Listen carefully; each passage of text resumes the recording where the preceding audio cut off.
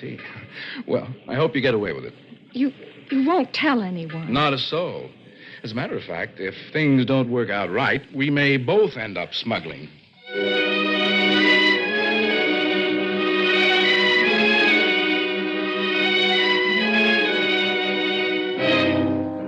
I was most happy to have you aboard on the trip down 2 months ago, Christopher, and I'm very glad you're coming along with us on the run back to New York. Well, thanks, Captain Wood. There is one thing, though.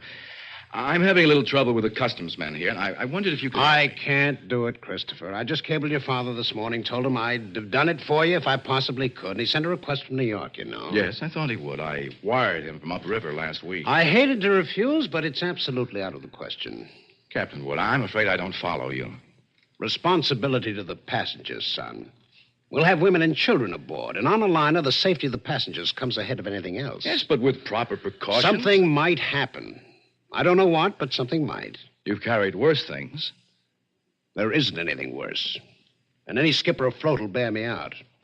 No, Christopher, I simply can't take the chance, and that's final. Final? It was not final if I could do anything about it. I hadn't come down here to spend 2 months in that stinking backcountry and then be stopped on the edge of the wharf. 2 months of it. Heat, rain, insects, malaria. I'd gone clear in past the headwaters of the Orinoco.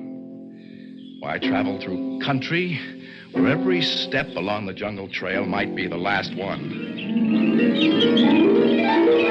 Sanchez! Si, Senor Warner. You better start looking for a place to camp. Be dark in a little while. Si, Senor.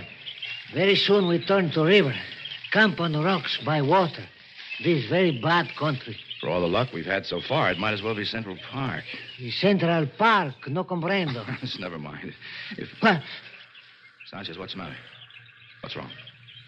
Hey, Sanchez, what is it? There, in the path. See? Bushmaster. Bushmaster.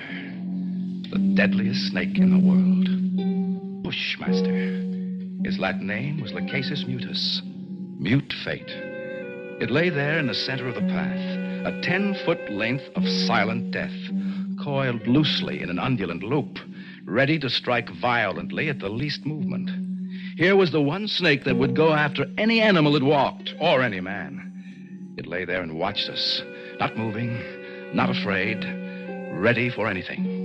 The splotch of its color stood out like some horribly gaudy floor mat lying there on the brown background of the jungle, just waiting for someone to step on it.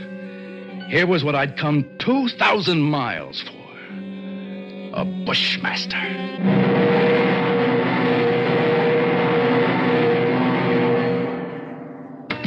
Good morning, Captain Wood. The man at the hotel said you wanted to see me? That's right, Christopher. Sit down. Thank you. Seems you weren't willing to let matters stand the way we left them yesterday. Oh. Well, look, Captain, I'm sorry to go over your head, but I just had to. The museum sent me all the way down here for it. I'm not going to be stopped by red tape. Why, this will be the only live bushmaster ever brought to the United States. If I had my way... Well, orders are orders. I got a cable from the head office this morning. All right, suppose we talk about precautions. I'll handle it any way you say. It's got to have a stronger box. That crate's too flimsy. Well, it's stronger than it looks, and that wire screen on top would hold the Wildcat. But anyway, I bought a heavy sea chest this morning, and we'll put the crate inside of that, Well, that sounds all right. You got a lock on it? Heavy padlock. It's fixed so the lid can be propped open a crack without unlocking it. Snake's got to have some air. But in dirty weather, that lid stays shut. I'll take no chances. All right, Captain. We'll keep the thing in my cabin. Can't have it in the baggage room. And nobody on board's to know about it. Whatever you say, Captain, but we won't have any trouble. After all, it's only a snake. It doesn't have any magical powers. I saw a bushmaster in the zoo at Caracas once.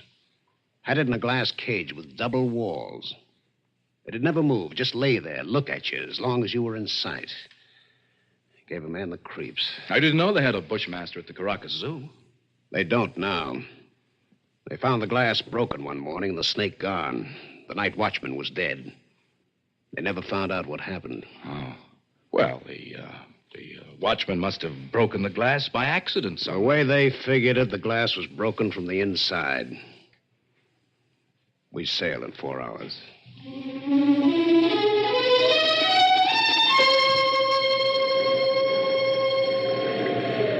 Well, she's running quite a swell out there, Mr. Bowman, eh? Yeah, it's a little heavy, all right, Mr. Warner. Guess a storm passed through to the west of us yesterday when the glass dropped. Great G. Hussafat, we're going to take it on the port bow. Hang on! It was a freak if I ever saw one. Why, there's not another wave that size in sight. Well, you see them like that sometimes, even in a calm sea. I got to get below, Mr. Warner. That water probably did some damage on the officer's deck. Yes, I suppose it. What did you say? The wheelhouse companionway was open on the port side. Bridge cabins must have taken a pretty bad smashing. They're right below the... Is something wrong, Mr. Warner? No. No, nothing at all, Mr. Bowman. At least, I hope not. Of course, I knew it was only one chance in 1,000.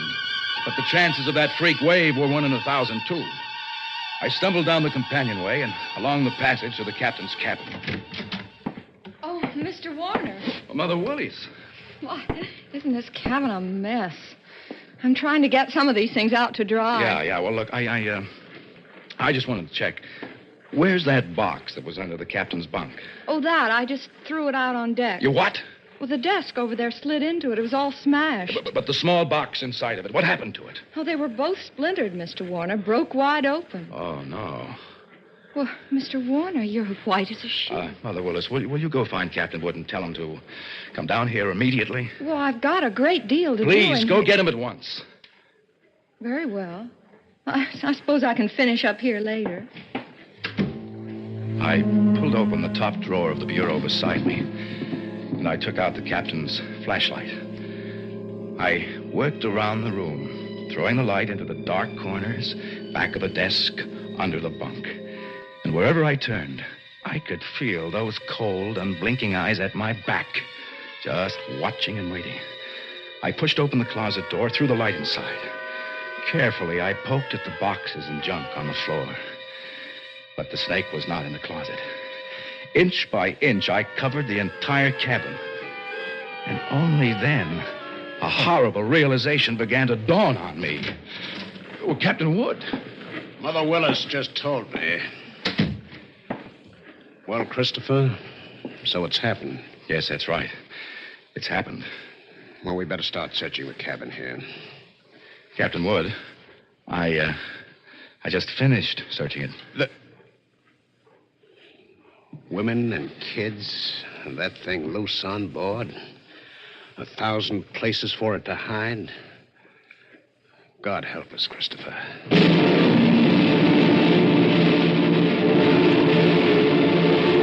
There's no use starting to blame anybody now, gentlemen.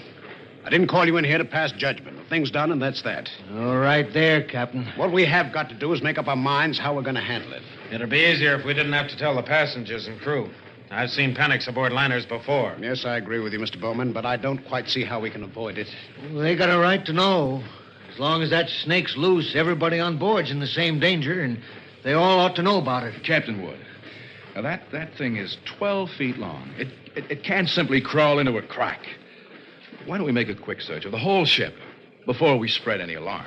Yes, I've thought of that, Christopher. Well, as far as I can see, the only place it couldn't be is in the boilers or on the top of the galley stove. It might have crawled overboard. No, we can't count on that. We've got to assume it's on the ship somewhere. Yeah, and that could be anywhere. In a coil of rope or in a pile of clothes. Yes, or under some woman's berth or a baby's crib. All right. I think the best idea is to follow Mr. Warner's suggestion. Make a quick search first. You agree to that? Yeah, I guess. And then if we don't find it, we'll have to warn the passengers. We've got to find it. But not one of us could find that deadly shape. Coiled in some dark corner or outstretched along a window seat. Not one of us caught a glimpse of that horrid head with its beady, black, watchful eyes. That thing lay waiting out there, somewhere along the decks, shaded in the gathering dusk. But where?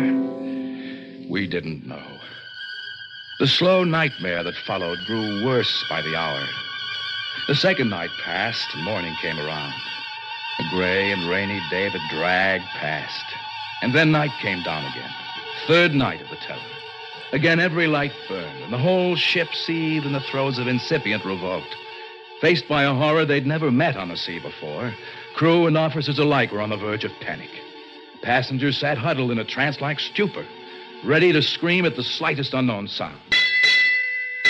At 7 bells, I made my way forward to the chart room and found Captain Wood bent over a desk. Oh, hello, Christopher. Come on in, sit down. Oh, Captain, it's got to be somewhere. It's got to be. I don't know. You could search this ship for 6 months and never cover all the places aboard. We can only hold out for 2 more days, we'll be in. What does your home office say? Here's the latest wireless from them. Keep quiet and keep coming. What else can we do? Want a cigarette? Yeah, thanks. How's it below? Oh, it's pretty bad. Anything could happen. Yeah. That's why I took the guns away from the men. 1 pistol shot, we'd have a riot on our The whole hands. thing's my fault, Captain Wood. That's what I can't forget. Well, take it easy, lad. If there was only some way I could pay for it myself No, alone. I know how you feel, but it's no more your fault than mine or the man who asked you to bring that snake back alive. Nobody planned this. Well, go to the galley, get yourself some coffee, then you better try to get a little sleep.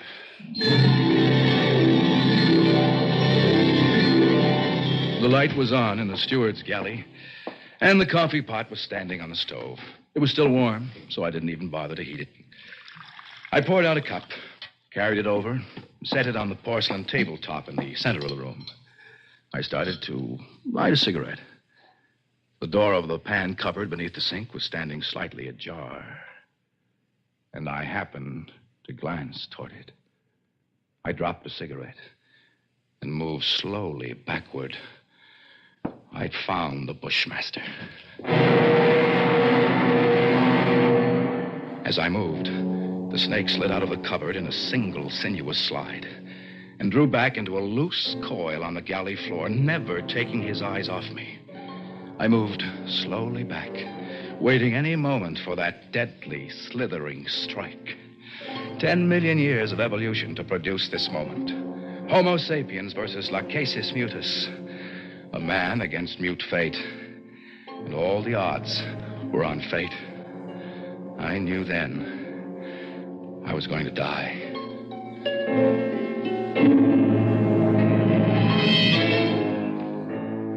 I could feel the sweat run down between the wall and the palms of my hands pressing against it. My skin crawled and twitched, and the pit of my stomach was as cold as ice. There was no sound but the rush of blood in my ears. The snake shifted again, drawing into a tighter coil, always tighter. Why the devil didn't he get it over with? Then, for an instant, his head veered away. Something moved over by the stove. I didn't dare turn to look at it. Slowly, it moved into my line of vision. It was a cat. That scrawny cat that Mother Willis had sneaked aboard in La Guaira. Its back was arched, and every hair stood on end. It moved stiff-legged now, walking in a half circle around the snake. The Bushmaster moved slowly and kept watching the cat. He tightened. He was going to strike at any second. He struck and missed. The cat was barely out of reach. Now, she was walking back and forth again. Oh, she was asking to die. Missed again. By a fraction of an inch. He was striking now without even going to a full coil. Missed. Again and again, always missing by the tiniest margin.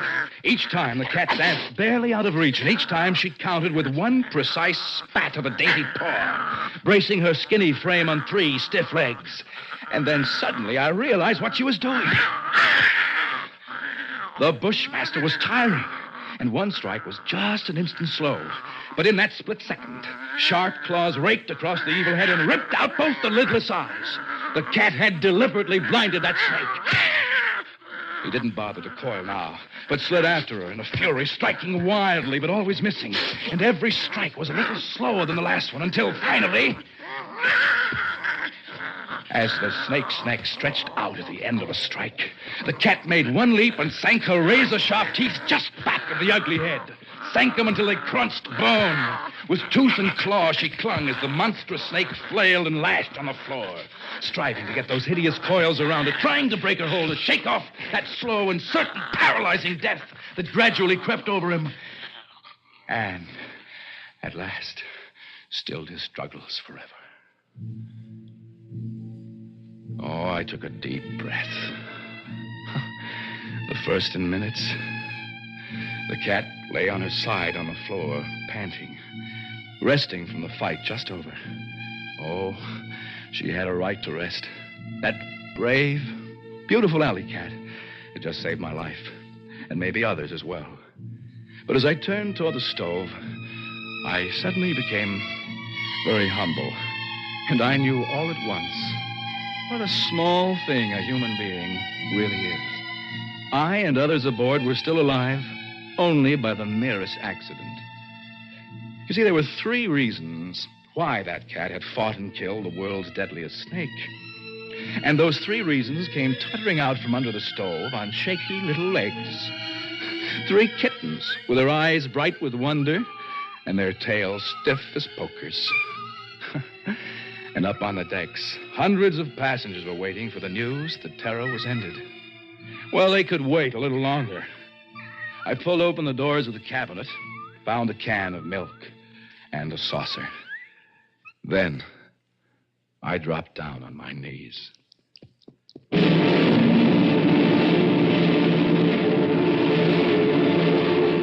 Suspense.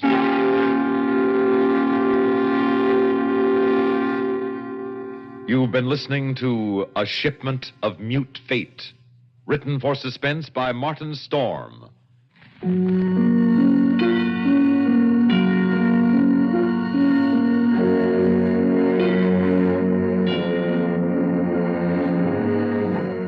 Heard in tonight's story were Bernard Grant as Chris and Inga Swenson as Mother Willis. Others included in the cast were Ralph Bell, Bob Dryden, Frank Thomas Jr., and Frank Milano.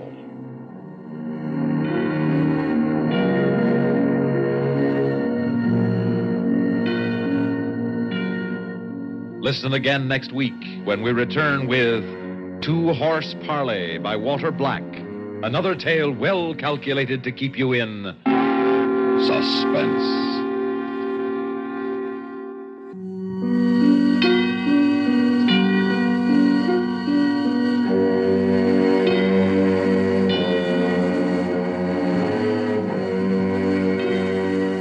Get the complete news first on the CBS Radio Network.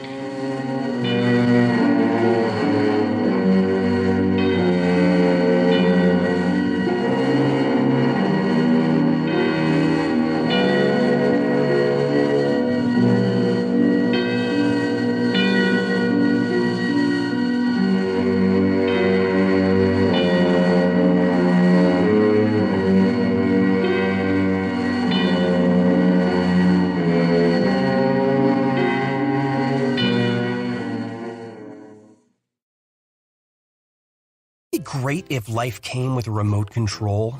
You know, you could hit pause when you needed to, or hit rewind. Like that time you knocked down that wasp's nest. Uh-oh. Or that time you forgot to roll up your windows in the car wash. Fantastic. Yeah, a remote control would have come in handy then. Well, life doesn't always give you time to change the outcome. But prediabetes does. With early diagnosis and a few healthy changes like managing your weight, getting active, stopping smoking, and eating healthier, you can stop prediabetes before it leads to type 2 diabetes. It's easy to learn your risk. Take the 1-minute test today at doihaveprediabetes.org. Life doesn't come with a remote control. Yikes! So you're on your own with the wasps. You have the power to take control of prediabetes. Visit doihaveprediabetes.org today. That's doihaveprediabetes.org. Brought to you by the Ad Council and its Prediabetes Awareness Partners. Sometimes I just cannot believe all the storms we've gone through here. I can only hope that we'll be able to leave this house to you one day, baby. You're our legacy. Planning for these disasters will make sure we're safe, and is the best way to protect that legacy. You know what? We should make an emergency communication plan. That way we're ready this year. At my dorm, we have emergency kits for earthquakes and wildfires, but I'm sure there's something more local I can send you with a link. Okay, smart.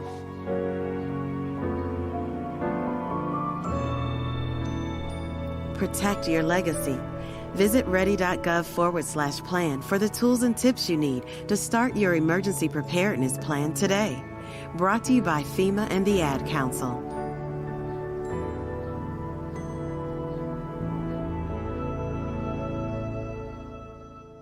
They are our love bugs and companions. They are our pets, our family, and they make life better. When we face unexpected challenges, so do our pets. That's why we're on a mission to support people and their pets. Whether donating a bag of kibble, sharing an Instagram post of a lost cat, or welcoming a foster pet into your home, every bit of kindness counts. Visit petsandpeopletogether.org to learn how to be a helper in your community. Brought to you by Maddie's Fund, the Humane Society of the United States, and the Ad Council. There's danger out there. It lurks on highways and quiet neighborhood streets. It's more likely to kill you than a shark and more terrifying than the biggest snake. Distracted driving claims lives every day. Every notification, swipe, social post, video, or selfie while driving risks your life. So while you might think public speaking or the zombie apocalypse is scary, what's really terrifying and even deadly is distracted driving. Eyes forward. Don't drive distracted. Brought to you by NHTSA and the Ad Council. Broadcasting from the heart of central Indiana, this is Suspense Radio USA, part of the WOTR Radio Network. And now, a tale well calculated to keep you in suspense. In a moment, Act One of Black Death, written especially for Suspense by Mercer McLeod, and starring Christopher Carey, currently featured in Camelot. The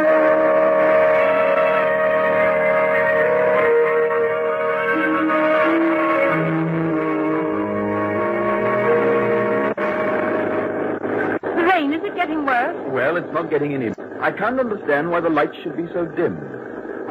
Dear. What? That might be my fault. Why do you say that? When I took the car for petrol last Thursday, remember? You said be sure and have the battery checked? Oh, say no more. Yes, I'm afraid I forgot. Then that's it. If I stall, I don't think we'll get started again. I'm sorry, darling. Oh, what was that? I don't know. I hit something. Can hardly tell whether we're on the road or not. Don't you think we should... Are we stalled? We are. Well, here goes.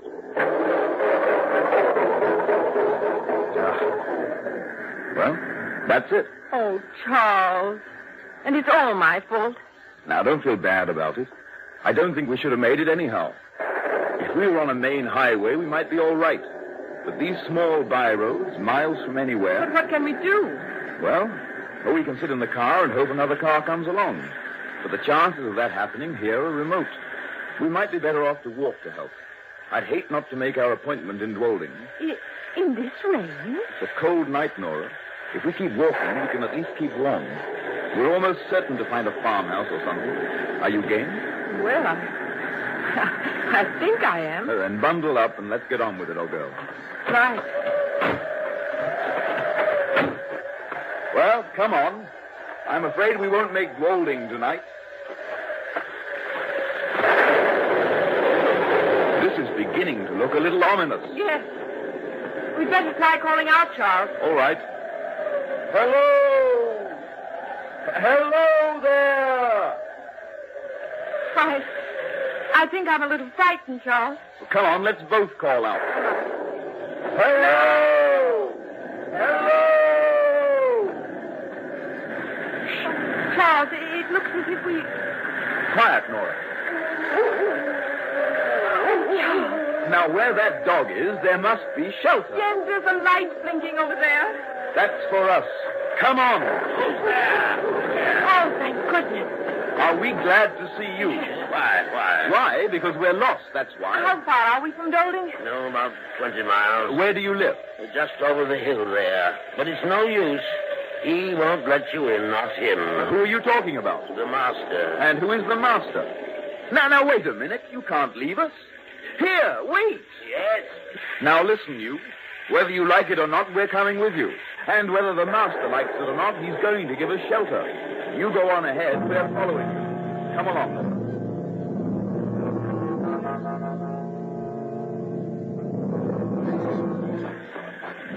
Oh, look, Charles.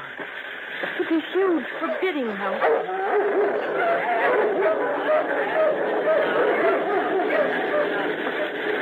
Here we are. What little good it'll do you. Here, take this for your trouble. Yes. Hold this light when I find the key. All right. We'll be inside soon, Nora. And don't say that I let you in. Now, go straight to that second door past the staircase. Thanks.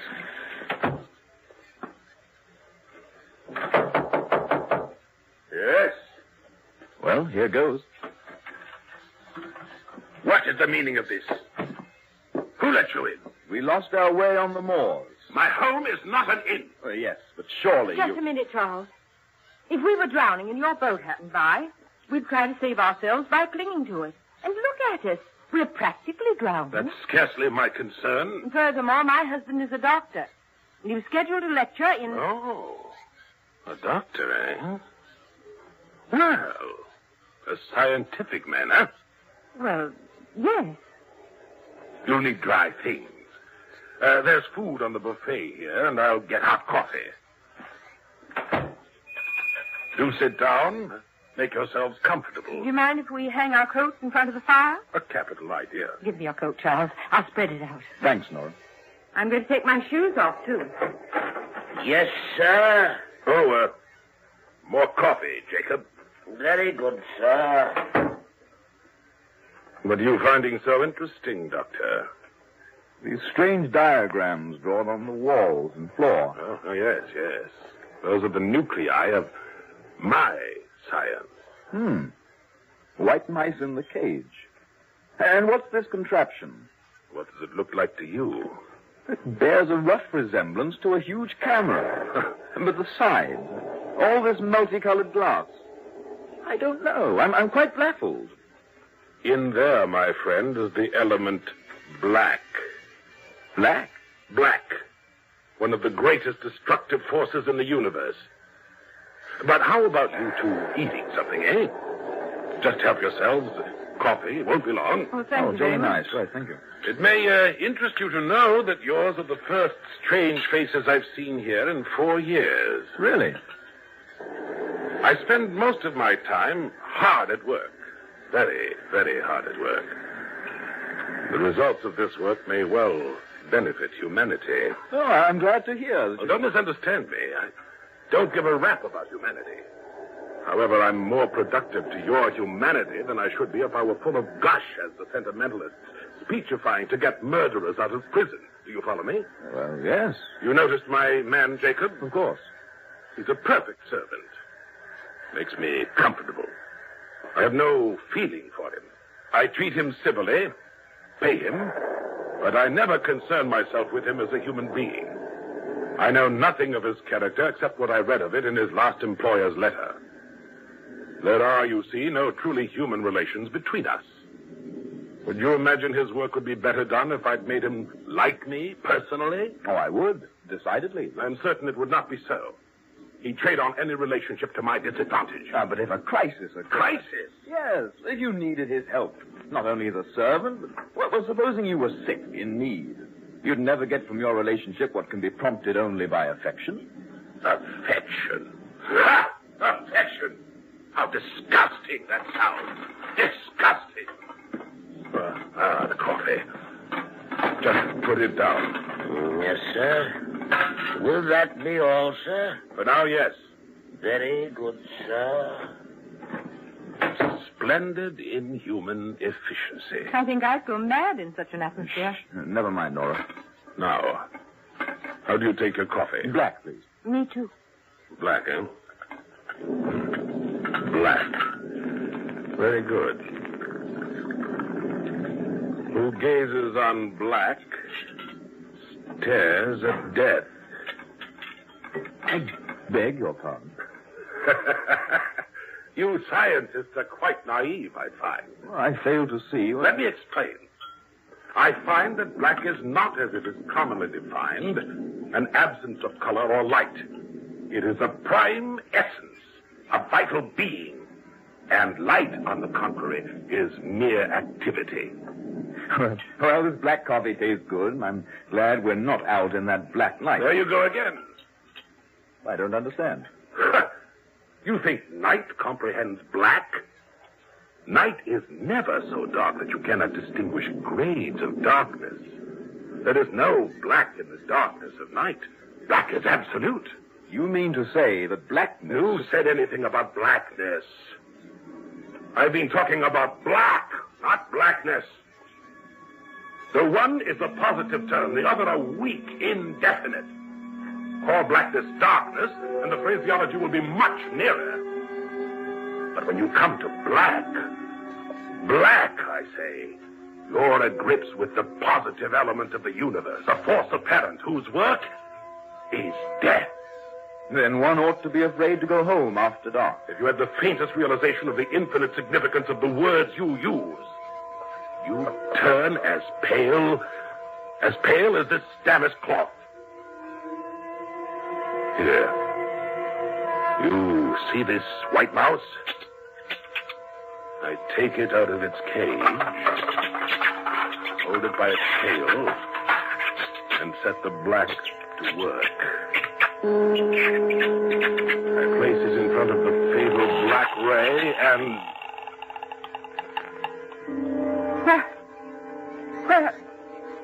Where did it go? It vanished. Exactly, it vanished. And you, Doctor, what do you have to say? I believe I saw something like that years ago at the Palace Theater in New York. You stupid man of science! I'll show you. Jacob!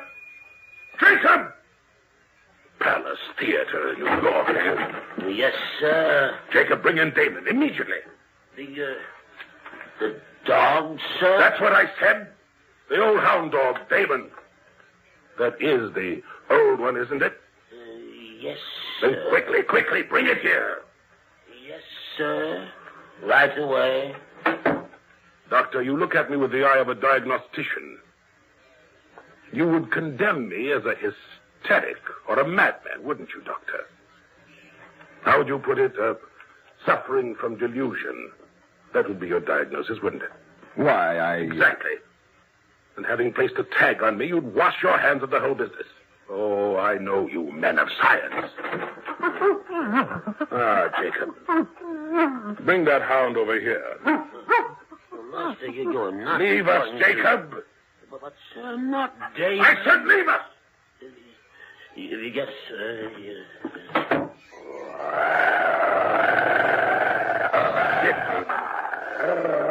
Yes, I know, Damon. You dislike me, don't you?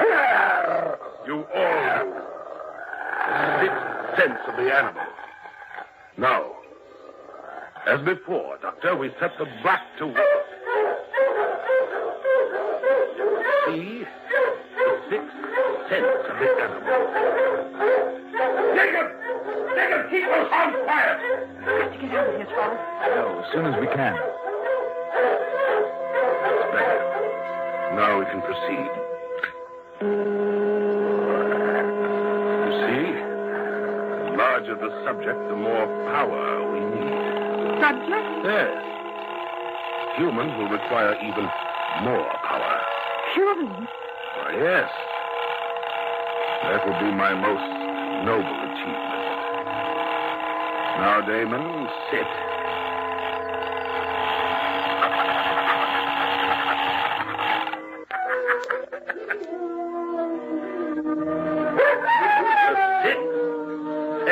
Of the animal. Now I'm a little tired. I think I could use a drink. Yes, I'm really quite tired. Yes, sir. Bring me a brandy, will you? Yes. For our guests, too. Oh, very good, sir.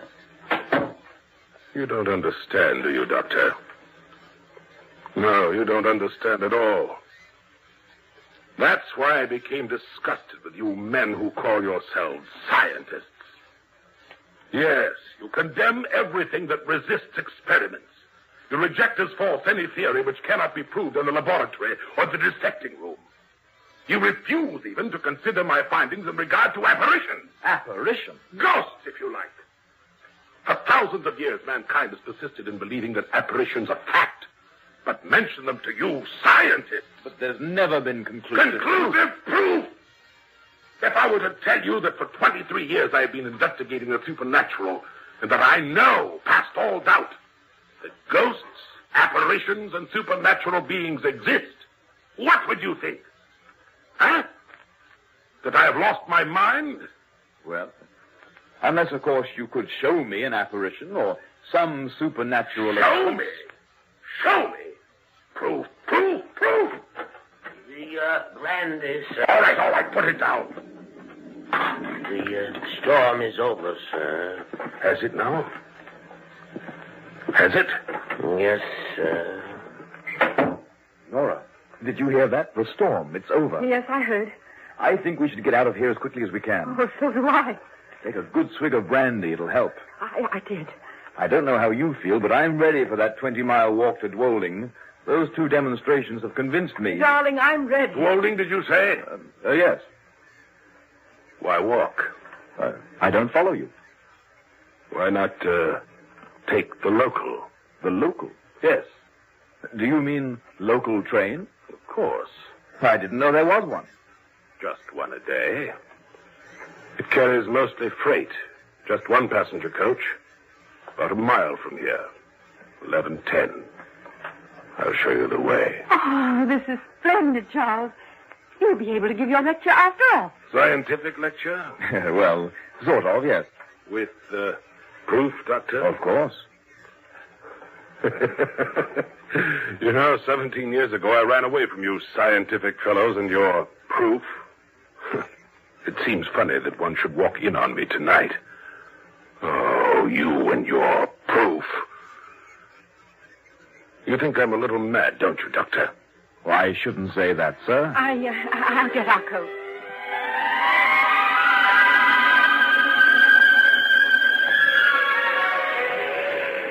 Here's where you catch it, down by the stone fence. Thank you, sir. You say Jacob? Leave everything to Jacob. Good night. Thank you for your trouble. Thank you, sir. I'm glad to be out of the whole mad mess. Oh, me too. How do you feel? Fine. The brandy helped. Good. Charles. Come on. It's right on time. Well, things turned out a bit better, eh? Here we are. Come up. That's it. Now we can relax. Oh, I'm so happy to be out of there. Do you think he's a mental case? Oh, I certainly do. Utterly and completely mad. All that business about black. Absolute nonsense. But, darling, what about that dog? And the mouse? They've really disappeared, you know. An old magic trick. You know, disappearing rabbit and all that. Just hocus pocus. Charles, have you noticed that the lights are so dim? Nora, what are you staring at? Everybody seems to be asleep in this coach. Look at them. Yes, they do seem to. Nora, what is it? Oh, Charles. They're not asleep. They're all dead. Charles! They're dead. Oh, Charles, in heaven's name, what's happening? Wait, Nora. Easy now. Oh, Charles. This branch line. What? Remember? Years ago, an accident. The train jumped the bridge into the valley.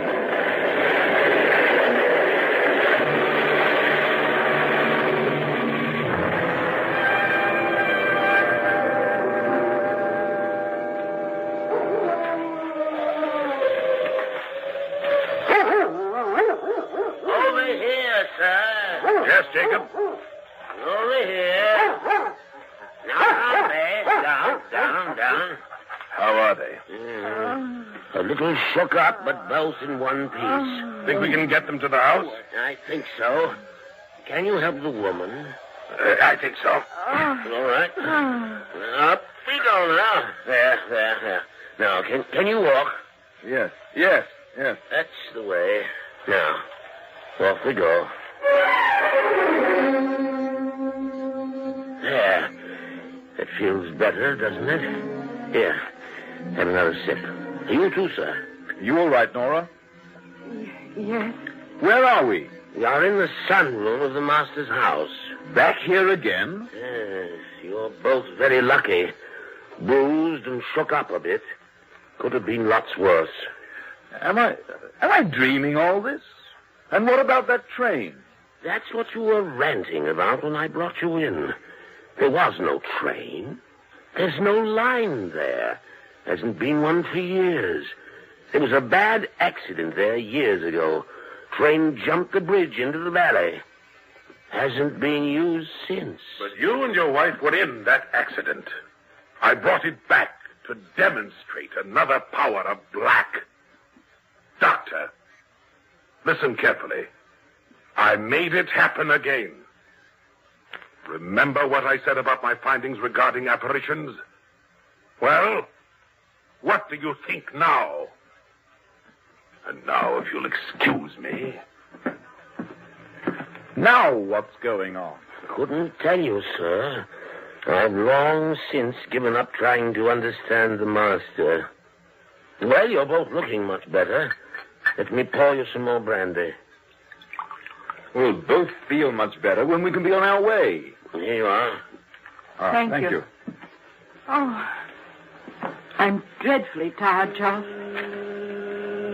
What's he doing with that contraption now? Don't know, sir. He said something about his most noble achievement. What? Charles. He means humans. Listen, Jacob.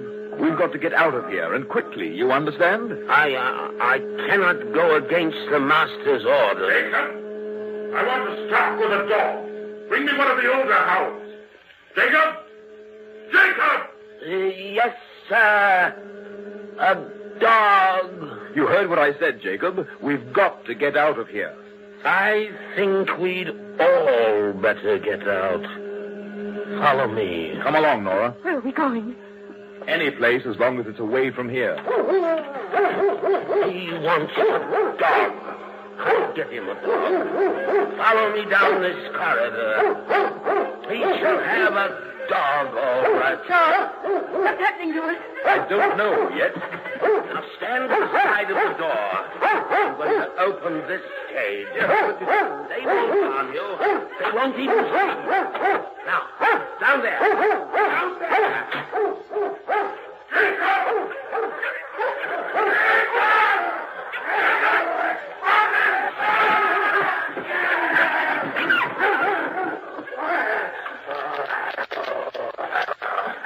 His most noble achievement.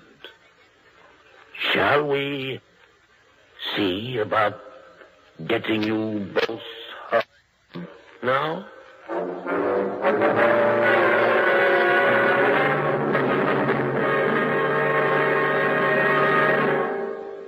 Suspense. You've been listening to Black Death, written especially for Suspense by Mercer McLeod, and starring Christopher Carey, currently featured in Camelot.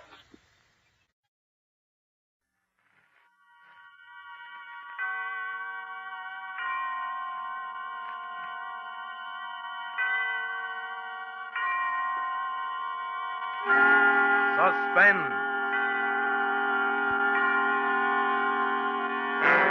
Autolite and its 96,000 dealers present Mr. Van Heflin in Murder of Aunt Delia, a suspense play produced and edited by William Spear.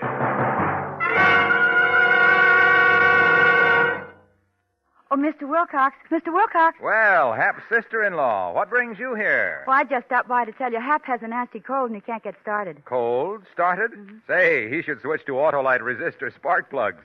These wide gap wonders get your car going faster in cold temperatures. Save gas, too, because they make your engine run smoother on leaner gas mixtures. Oh, well, Hap says he's not long for this world. Long? Autolite resistor spark plugs give him up to 200% longer electrode life. And Autolite's exclusive built-in 10,000-ohm resistor cuts down spark plug interference with radio and television, too. So tell him to see his neighborhood Autolite spark plug dealer and have him install a set of wide-gap Autolite resistor spark plugs. He'll feel better because his car will run better. And remember, you're always right with Autolite. And now, with Murder of Aunt Delia and with the performance of Van Heflin, Autolite hopes once again to keep you in suspense.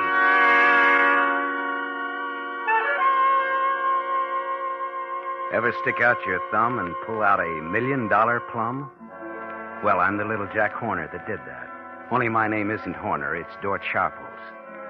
I was hitchhiking along Highway 70 across the Arizona desert, heading for L.A. It was August, and it was hot. The lizards were fanning themselves. There wasn't much traffic, and nobody had stopped. I'd walked about 8 miles outside some little burg, and I was tired and sore. Finally, a black sedan came along. I was all set to holler cuss words at him for not stopping when suddenly he slowed down. It was a young guy about my age. He was alone. Hop in. Well, thanks. I sure appreciate this. It's all right. I could use some company. For a second there, I didn't think you were going to stop. I wasn't, frankly. Well, a guy has to be kind of careful, I guess, huh? You know what changed my mind? Maybe you won't like this, but it suddenly struck me that you look like me. Yeah? Yeah, I guess maybe I do at that, now that you mention it. I thought to myself, what if that was me walking along? Besides, if you've got a face like mine, it must be an honest face. Yeah, maybe you got something there. You going to Blythe? Where's that? The next town, across the Colorado. No, I'm going clear into L.A. Well, I happen to be going through there on my way to Santa Barbara. If you want to spell me at the wheel, we can make Los Angeles by a little after midnight. Brother, you got yourself a co-pilot.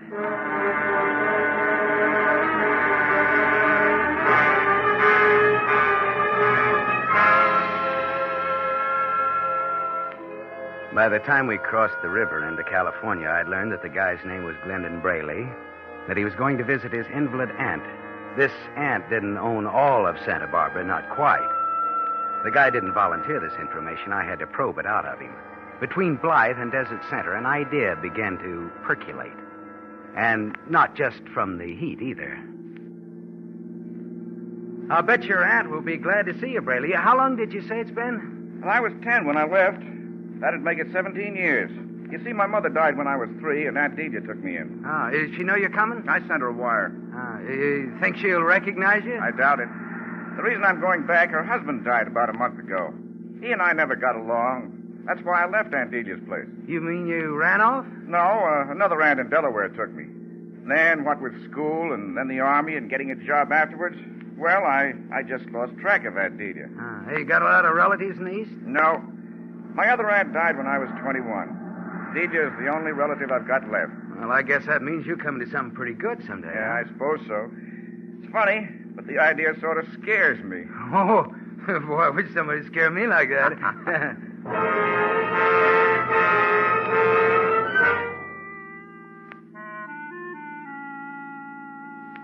I kept pumping him until I could have written his autobiography.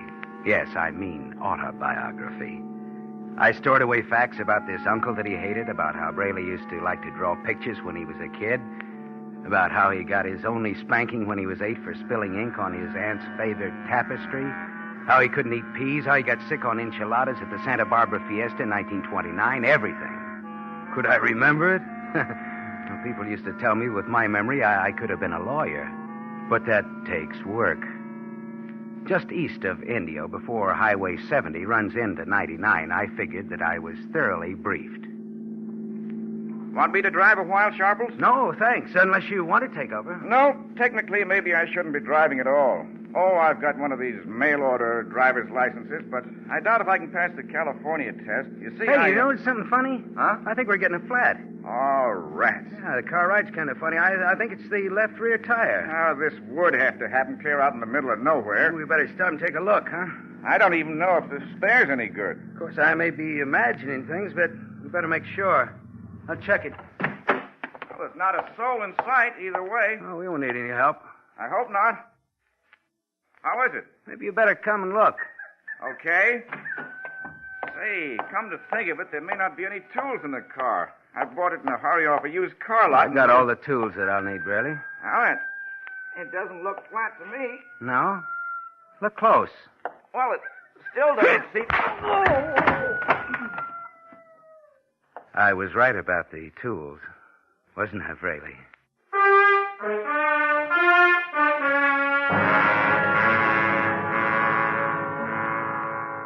put the blackjack back in my pocket, and I dragged Braley off the highway into a ditch.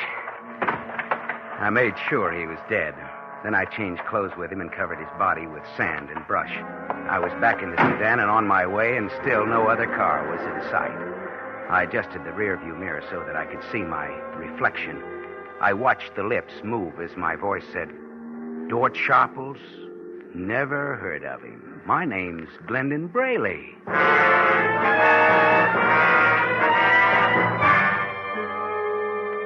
I pulled into L.A. about 2 a.m. I waited till morning, though, before I went to Rena Zita's apartment. I wanted her to be wide awake when I told her my idea. But, Dort, it sounds crazy and dangerous. Well, for $1 million, we can afford to be crazy. Suppose somebody finds out that you aren't this guy, Who'll Brady. know? His aunt hasn't seen him since he was a kid. There are no other relatives, no connections on the coast, or back east for that matter. But I'm sure you can carry it off, Dort. Listen, Rena, I know everything about this guy, even when he lost his first baby tooth. What do you want me to do? Just stay where I can get in touch with you. Be ready to come on up to Santa Barbara. How long will you have to wait to come into this money? The old lady may live for years. I don't think so. She's pretty well along. She's an invalid. You know, a lot of things can happen to an old lady. Well... No, it's a real break. I might have done it alone, kid, but I thought of you. It's real sweet of you, Dort. Real sweet. Then we're partners? Okay, Dort. Great, kid. But now, look. You get in the habit of calling me Glendon Braley. Kiss me, Glenn.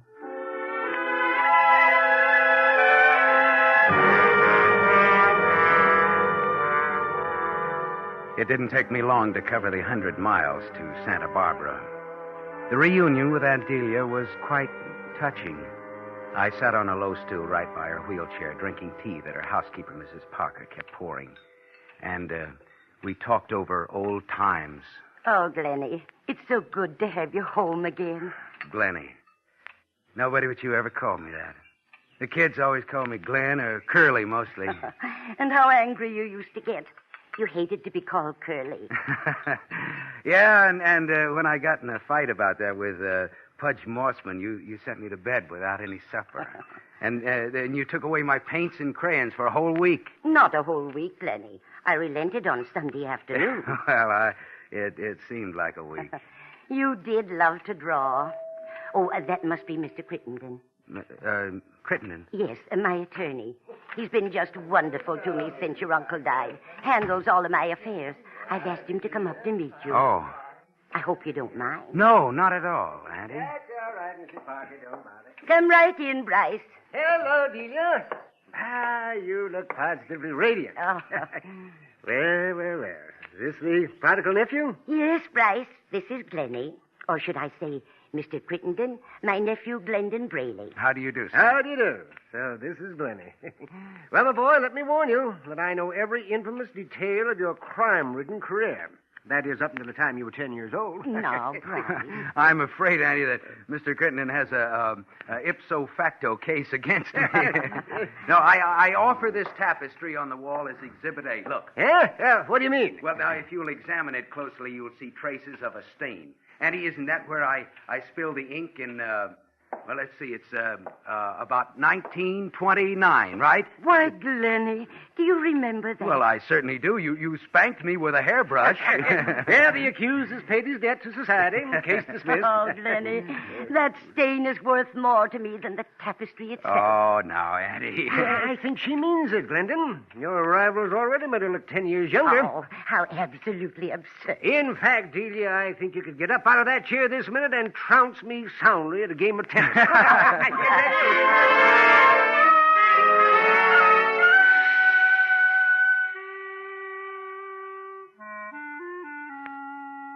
There wasn't any doubt about it. I was in.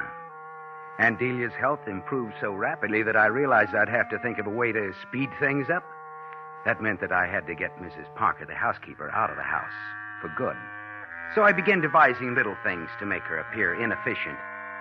Auntie wasn't supposed to have spices, so I sneaked in the kitchen and doctored the food up with pepper. After Mrs. Parker set the heating unit for the night, I got up and turned it off. Auntie woke up freezing. And Mrs. Parker became so confused and upset that she began helping me out by forgetting things and making mistakes all her own. Then one afternoon... Glennie, I know Mrs. Parker means well, but as Dr. Davis says, I got to have someone I can depend on at all times. Well, I haven't liked to say anything. After all, she's been with you for so long, but, well, the poor old soul needs a rest. It's going to be difficult to tell her. Well, now, I'll attend to that, Auntie. And I'll see about getting another housekeeper, an intelligent, capable, younger woman.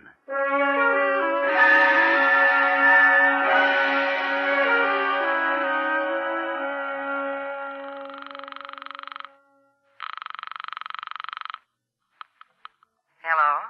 Rena, this is me. Huh? You know, Mr. Braley. Oh, yes. How are you? Great. Now, listen, kid. I'm calling from Santa Barbara. Yes? Get up here right away. Check in at the San Martin Hotel as Rena Derwin. Right. And wait there till I call you. We're in, baby, but good.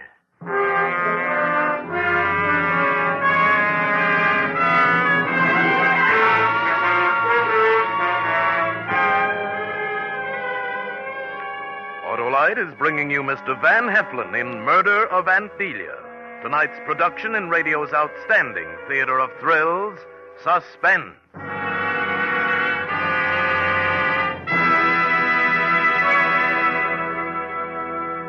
Oh, Mr. Wilcox, Hap asked me to return this book to you. Your life story, he said. Oh, you mean Wilcox of Wide Gap? Mm-hmm. That's a great yarn. You'd like to hear one of the more electrifying episodes? Oh, sure. All right, listen. There it stood, a huge green monster. I'd been trailing it for weeks. Taking a Wide Gap Autolite resistor spark plug from my pocket, I sprang forward. Yeah, go ahead. Look, I cried out, you obstinate, obdurate Otto, it's time you switch to these Autolite resistor spark plugs. You'll idle smoother, run better on leaner gas mixtures, save gas. Another thing, your narrow gap spark plugs have been messing up television reception around town. But with Wide Gap Autolite resistor spark plugs, you'll reduce to an acceptable level spark plug interference with radio and television. And what's more, Autolite resistor spark plugs with that exclusive built-in 10,000 ohm Autolite resistor give you 200% longer electrode life. So get Wide Gap Autolite resistor spark plugs. Get them right now. Remember, you're always right with Autolite. And now, Autolite brings back to our Hollywood soundstage our star, Van Heflin, in Murder of Aunt Delia, a tale well calculated to keep you in suspense.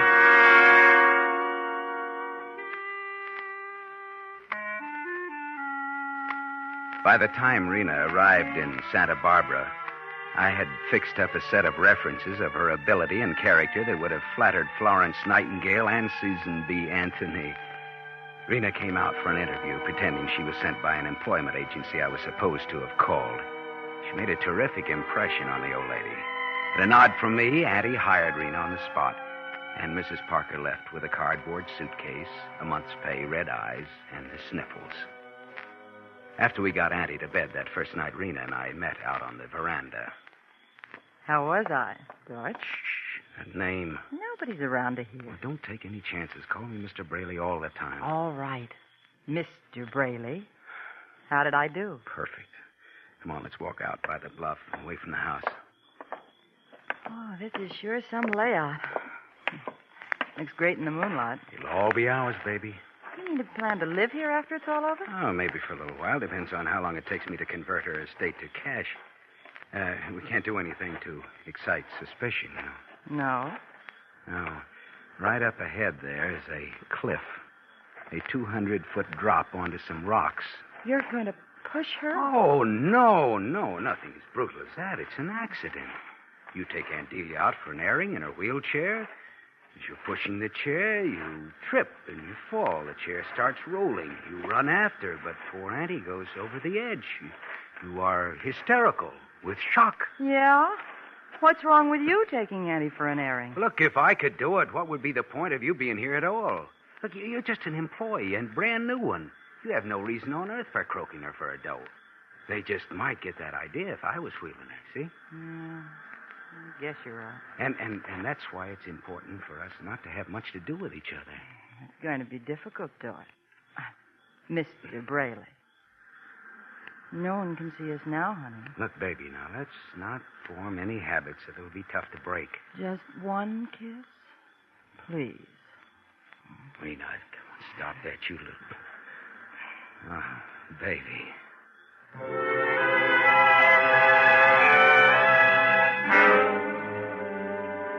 The next afternoon, Auntie and I were in the library. I was trying to look interested in the scrapbook she was pouring through. I hoped she wouldn't notice how fidgety I was. My eyes are so weak now, Glennie, but I know every detail of these just from memory. Here you are on your first tricycle. Well, I'll be darned. Was I ever that small? It doesn't seem possible, does it? Oh, here's what I was looking for. The cow you drew when you were 9. Huh? You were quite the artist. Yeah, that's great. I was a surrealist or something. I colored it green. A green cow on purple grass. It caused quite a sensation at your school. It's a wonder I wasn't expelled. Oh, Clement. I've always been just sick about this picture. One of the few of you and me together. You broke away from me just as the photographer took it. Yeah, I'm just a blur. Say, what's the cat doing in it? Well, don't you remember? That's Xerxes. Don't you remember? Oh, yeah, sure. Oh, Xerxes, the Persian. Gee, the fun that he and I used to have together. Of course, I used to tease him a lot when you weren't looking, but he sure was a... What's the matter, Auntie? Lenny, are you trying to fool your old auntie? What do you mean? You were frightened plumb out of your wits by cats. If Xerxes so much as brushed up against you, you'd scream bloody murder. That's why you jumped when the picture was taken. Oh, yeah, I did, didn't I? Yeah, I... You were that way when you first came here. Don't you remember? Poor old Dr. Thompson, he said it was a deep-seated phobia, and you'd probably have it all your life, like Napoleon. Did it go away, Glennie, this fear of cats? Well, most of it. A guy sort of, he doesn't like to remember what a coward he was when he was a kid.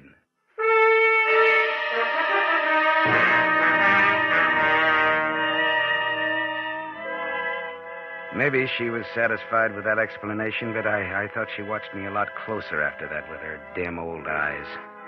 Rena and I couldn't put it off much longer. I might make a real break. That night, Rena and I set it up. I said, tomorrow, right after breakfast. Oh.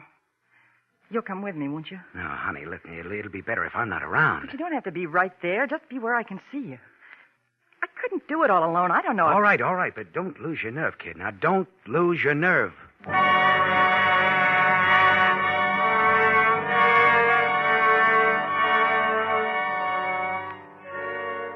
I didn't sleep much that night. The next morning, Rena and I got the old lady in her wheelchair. There you are, Auntie. How's that? Thank you, Glennie. My, but isn't it a lovely day? It certainly is, Mrs. Farnham.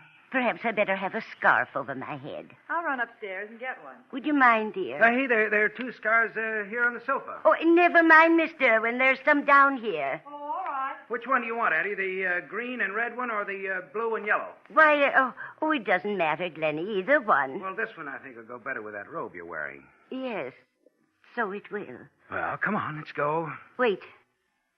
I've changed my mind. What?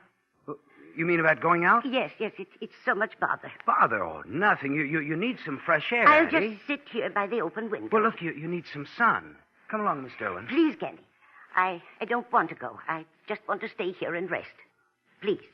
Well, yeah, sure, Auntie, okay, if you don't want to go.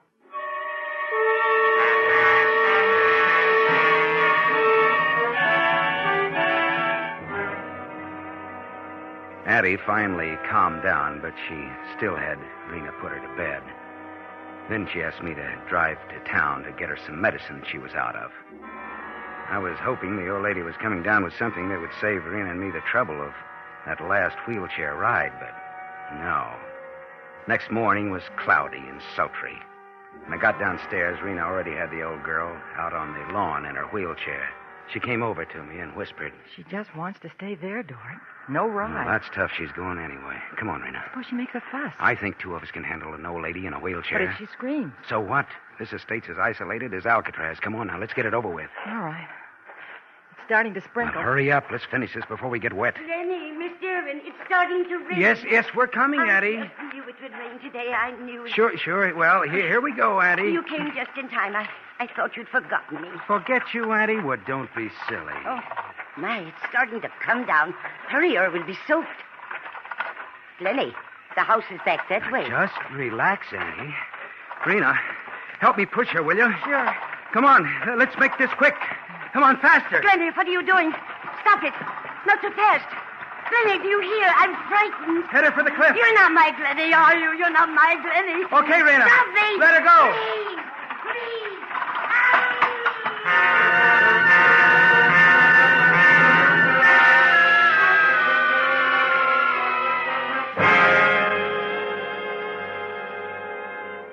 It was done. I looked over the edge to make sure. She was dead, all right. I made Rena tear her hose and skin her knee, and I rubbed some dirt on the wound. It's raining hard now. As we got back to the house, I heard a car swerving around the last turn on the grade. It pulled up the driveway by the porch, and a man got out. It was Crittenden. Rena. Yes? Get hysterical, Rena. And limp. Huh? Mr. Crittenden! Mr. Crittenden! What are you doing up in the screen? Where's your auntie? Oh, something awful has happened. I was just going to phone to you. I tried to catch her. What's wrong? Well, my aunt is dead. Dead? Yes, she... It's all my No, fault. Mrs. Irwin, stop that. It's not your fault. Well, what's happened? Aunt Delia, ask Mrs. Irwin to wheel her over there so she could admire the view. In this rain? Well, no, it wasn't raining then. Miss Irwin tripped and the wheelchair coasted downhill. She tried to catch up, but it plunged over the cliff with Addie. And, good Lord. And I just stepped out to tell Miss Irwin she'd better bring Addie into the house. And Mrs. Irwin tripped just as... Call an ambulance. Maybe there's still a chance.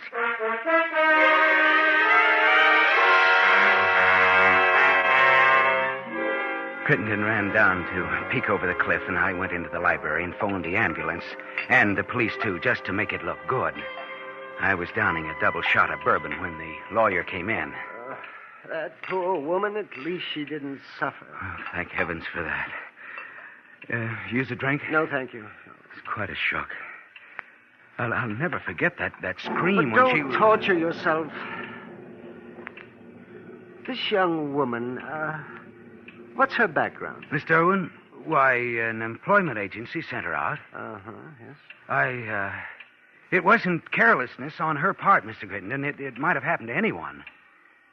If it hadn't been for the slope to the edge of that cliff, she'd have caught Auntie in time. I know she would. Gentlemen, I've lost control of myself. I'm sorry. Miss Irwin, this is Mr. Crittenden, Mrs. Farnham's attorney. How do you do? Mrs. Farnham has spoken of you on the phone. Could I bring you gentlemen anything? No, nothing for me, thank you. Why don't you sit down and relax? You've had quite a shock. Yes, sit down, Miss Irwin. Thank you. Well, seems to be nothing to do, but just wait. I'm a fuss budget about these things, perhaps, but that bust of Shakespeare on the bookcase, isn't it in rather a precarious position? Well, I never noticed it. Right over your head there. Makes me nervous. I'll just slide it back. Rather top-heavy thing. Look out, George! What? Oh, my. That was close. Barely missed you. Oh, I'm sorry. It's all right. No harm is done. Lucky you had the presence of mind to call out, Miss Dillon. What was it you called Mr. Braley? Why, I didn't call him anything. I just... Look out, Dort, was what you said. Why did you call him Dort? Why, Well, it was just an exclamation. She saw the statue topple over. And called you by your real name. Mr. Crittenden, I'm afraid I don't quite see the reason for this peculiar questioning. I'm sure that my poor aunt would resent your prying into the affairs of her household. I'm afraid you're mistaken. This prying, as you call it, is made at your aunt's request. What do you mean? She telephoned me yesterday afternoon to tell me about a strange doubt, a suspicion. About what? About you. Me? Why should she have any... She was disturbed by the horrible feeling that you are an imposter. And he thought that... Well, that's absurd. Your recollections of your childhood here were quite convincing. Except for one or two things. Well, this is all very... Oh, my fear of cats. Well, people do get over childish phobias after all. It's more than that, sir. Remember a drawing she showed you? A watercolor of a cow? Sure. The green cow. What about it? And the scarves. Remember you thought the blue and yellow would go better with her robe than the red and the green one? Well, so what? Doesn't it strike you as peculiar that a boy who could draw quite a fine cow should paint it green? And then years later be so exacting about harmonizing his aunt's scarf?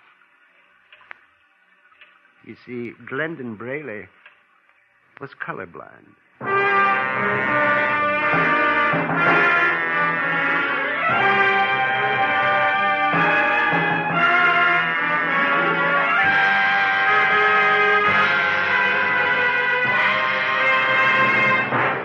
Suspense, presented by Autolite. Tonight's star, Van Heflin. Well, Mr. Wilcox, before I go, do you suppose I could get Van Heflin's autograph? Why, I don't think he'd mind, would you, Van? Well, not at all. How would you like me to sign it, miss? Well, would you just write yours for ALRSP?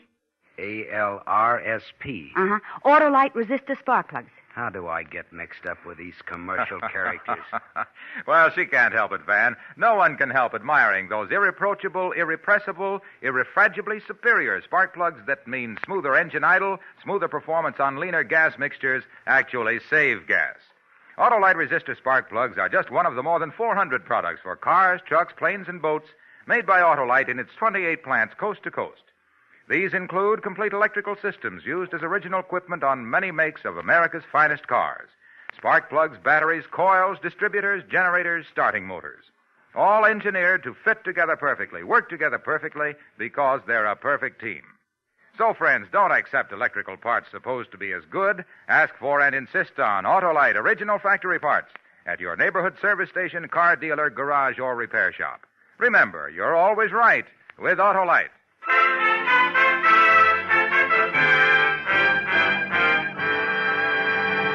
Next Thursday for Suspense, Lucille Ball and Desi Arnaz will be our stars. The play is called Red-Headed Woman. And it is, as we say, a tale well calculated to keep you in suspense. Tonight's Suspense play was produced and edited by William Spear and directed by Norman MacDonald. Music for Suspense is composed by Lucien Morawek and conducted by Lud Gluskin. Murder of Aunt Delia is an original play by Lou Houston. Van Heflin appeared by arrangement with Metro-Goldwyn-Mayer. Producers of Battleground, starring Van Johnson, John Hodiak, Ricardo Montalban, and George Murphy. In the coming weeks, you will hear such stars as Burt Lancaster, Mickey Rooney, and Ida Lupino. Don't forget, next Thursday, same time, Autolite will present Suspense, starring Lucille Ball and Desi Arnaz.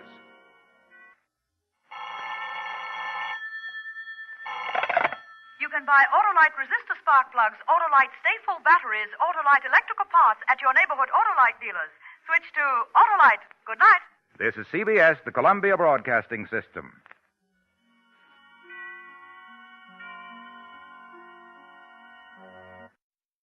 It'd be great if life came with a remote control.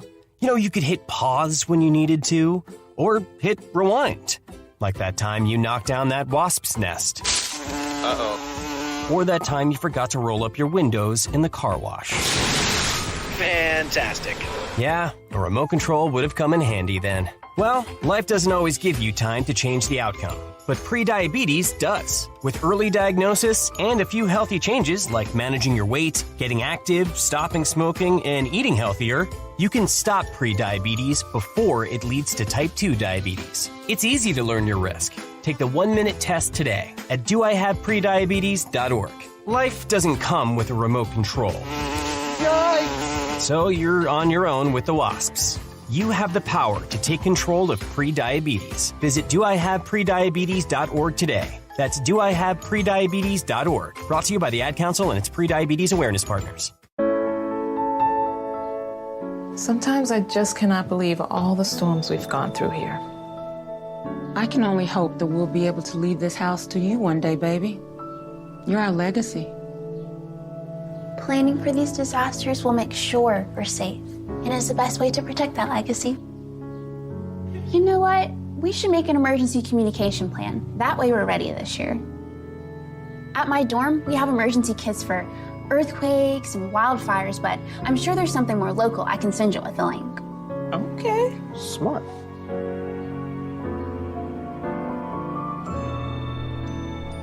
protect your legacy.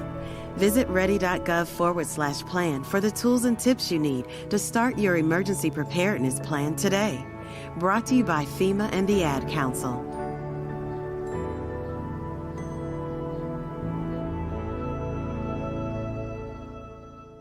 They are our love bugs and companions. They are our pets, our family, and they make life better. When we face unexpected challenges, so do our pets. That's why we're on a mission to support people and their pets. Whether donating a bag of kibble, sharing an Instagram post of a lost cat, or welcoming a foster pet into your home, every bit of kindness counts.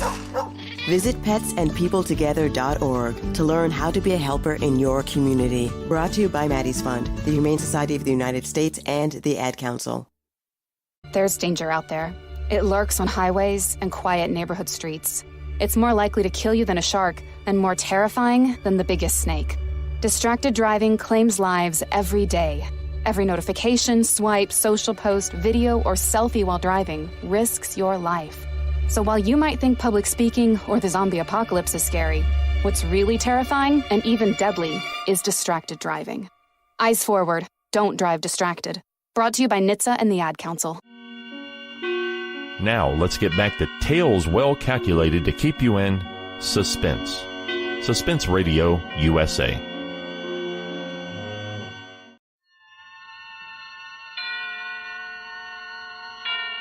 Suspense. And the producer of radio's outstanding theater of thrills, the master of mystery and adventure, William N. Robeson. In a niche all his own, apart from other great tellers of tales of terror, stands the moody, dark, and devious genius, Edgar Allan Poe. Obscure and ambiguous, the rolling periods of his prose are not for the casual reader, no more than for the casual listener. But for sheer suspense compounded of horror piled upon horror, literature offers nothing more awful than the pit and the pendulum. The terror of the Black Pit would have sufficed a lesser imagination, but to this, the macabre intellect of Poe added the inescapable doom of the razor-sharp pendulum, and then piled on the rats and the moving walls of red-hot iron until the edge of the unbearable is reached. Can you take it? Can you listen through the next half hour? Try. Try to listen to Mr. Vincent Price, starring in The Pit and the Pendulum, which begins in exactly 1 minute. This is Bob Wright with the answer to the greatest challenge in cigarette history. The challenge was... Can a cigarette be made that will give decidedly better filtration and also give easy draw with full, natural tobacco flavor? The answer is Kent. Kent with the revolutionary new Micronite filter that gives Kent decidedly better filtration, definitely less tars and nicotine than any other leading filter brand. Kent filters best. The answer is Kent with the full, rich flavor of the world's premium quality natural tobaccos and an easy draw. Yes, of all leading filter brands, Kent filters best. Kent filters best. Tomorrow, pick up a pack of Kents with a revolutionary new Micronite filter and enjoy the most important advance in the progress of filter smoking. Kent filters best. And now, Mr. Vincent Price stars in Edgar Allan Poe's immortal story of punishment by terror, The Pit and the Pendulum. A tale well calculated to keep you in suspense. I was sick unto death with that long agony. And when at length they unbound me and I was permitted to sit, I felt that my senses were leaving me. The sound of the inquisitorial voices seemed merged in one dreamy, indeterminate hum, from which emerged the syllables of my name. Captain Jean d'Albret. Good fathers, gentlemen. We hear you, my son. Even now I have no knowledge of where I am or to whom I may be speaking. You're speaking to me, my son. I am Fra Pedro d'Espia, prior of the Dominicans of Segovia, and Grand Inquisitor for all Spain. This, then, is the court of the Inquisition? It is. But I am a French officer. That is true. a soldier and creature of the arch-fiend, the Antichrist, Napoleon Bonaparte, who even now is at the gates of Madrid, while his General La Salle menaces our city of Toledo itself. Nonetheless, I am a prisoner of war. By what right do you try me in this court? Let the clerk read the charges against the prisoner. Item, that on the 4th day of September, in the year of our Lord, 1808, the said Captain Jean d'Albret did wed and espouse that most noble lady, the Doña Beatriz Valdez, niece and ward of the illustrious... One moment. Excellency? This marriage was a deplorable thing, if you like, but lawful marriage, however regrettable in a case like this, is no sin nor crime. There are other matters in the indictment. Then continue, but give us nothing that is not material. Item, that on the 12th of October, 1808, the said Jean d'Albret, being in command of a battery of light artillery, did direct the fire of his guns against the holy church of Santa Marta the Innocent, and thereby, of his wicked malice, destroyed that church utterly. Captain d'Albret, is this charge true? Yes. You admit it? Good father, the church blew up, did it not? Would you boast of your sin, young man? It blew up because it was stored with kegs of gunpowder for your army. I had every right to fire on it. And that is all the defense you have to make? I tell you, I had every right to fire on it by military law. Is military law above God's law? I don't know. I did my duty. Long live the Emperor! Captain d'Albret, mark what I say. No man, however great his heresy, is condemned to be burnt in the fire if he first recant and acknowledge the error of his ways. Do you so? I cannot. I was under orders. I obeyed them. Then, Jean d'Albret, there can be no mercy, no pity, since there is no atonement. The sentence of this court, therefore, is... I had swooned in terror, yet I will not say that all of consciousness was lost. In the deepest slumber, no. In delirium, no. In a swoon, no. In death, no. Even in the grave, all is not lost, else there is no immortality for man.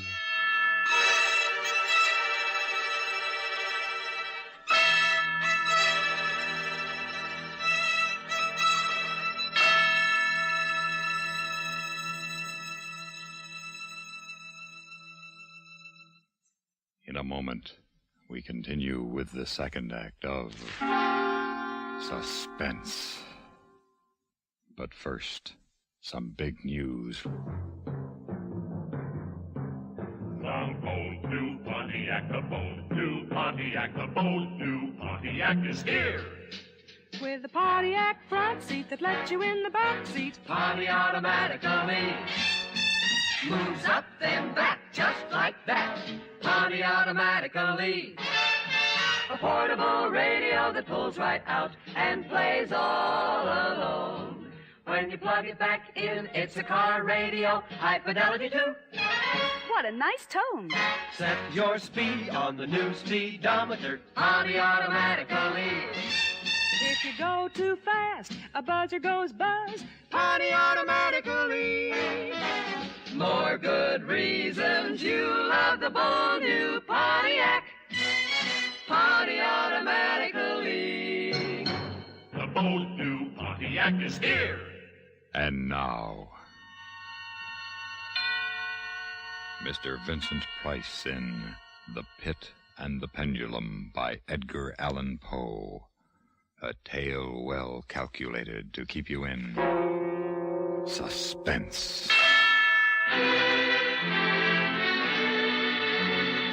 No, even in the grave, all is not lost. There were shadows of memory which told me indistinctly of tall figures that lifted me and bore me in silence down, down, still down, until a hideous dizziness oppressed me at that descent into the earth. There was a vague horror at my heart because of that heart's unnatural stillness. Then, as consciousness swam back to my wits again, darkness, a damp stone floor and darkness. Oh, Beatrice. Oh, my wife. Did you call me, Jean? Beatrice. You here in the dungeons of the Inquisition? No, my poor Jean. I am only here in your imagination. Am I mad, then? No, but your brain is fevered. You only think you hear me. I hear you clearly. You won't leave me. As long as I am in your heart, I shall be here. Have they chained you to the wall? No, they've taken away my uniform. They've given me sandals and a robe of rough cloth, but I'm unchained. Beatrice, suppose they have buried me alive. Have courage, Jean.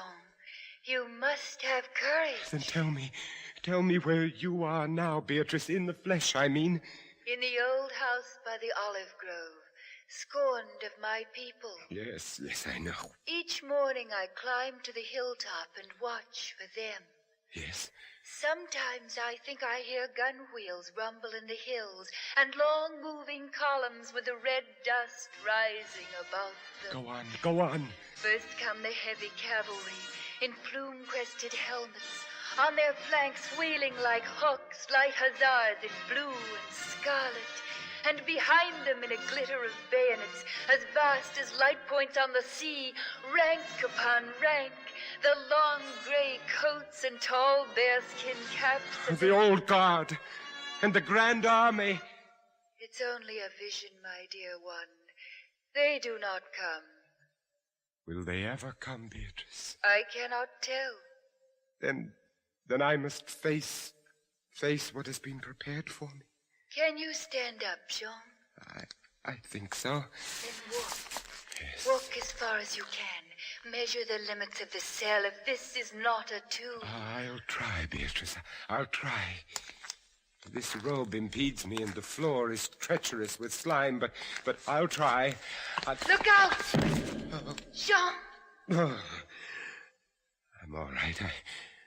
I fell on my face. The robe tripped me. What, Jean? But my hand is in front of me, lower than my face, but I feel nothing. Nothing, Jean. It's a pit. A deep circular pit, and I fell on the very edge of it. They would have had you walk into it. Yes. But you didn't. You're saved, Jean. Saved, Beatrice. Saved. My torture has been merely postponed. At last, a deep sleep fell upon me, a sleep like that of death. How long it lasted, I know not. But when I opened my eyes once again, I could see. Yes, see. My prison was large and lofty, its walls formed of massive iron plates. A wild, sulphurous luster, I could not trace its origin, lit up the dungeon and the circular pit. I could see, but I could not move.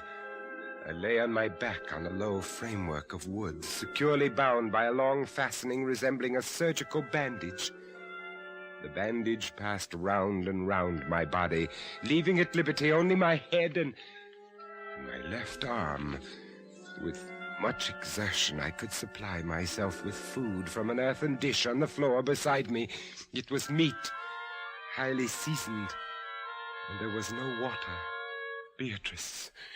Beatrice, where are you? I am here, Jean. Your voice sounds stronger, and I can see you. You are weaker, my dear, and more fevered. Look, Beatrice. Where?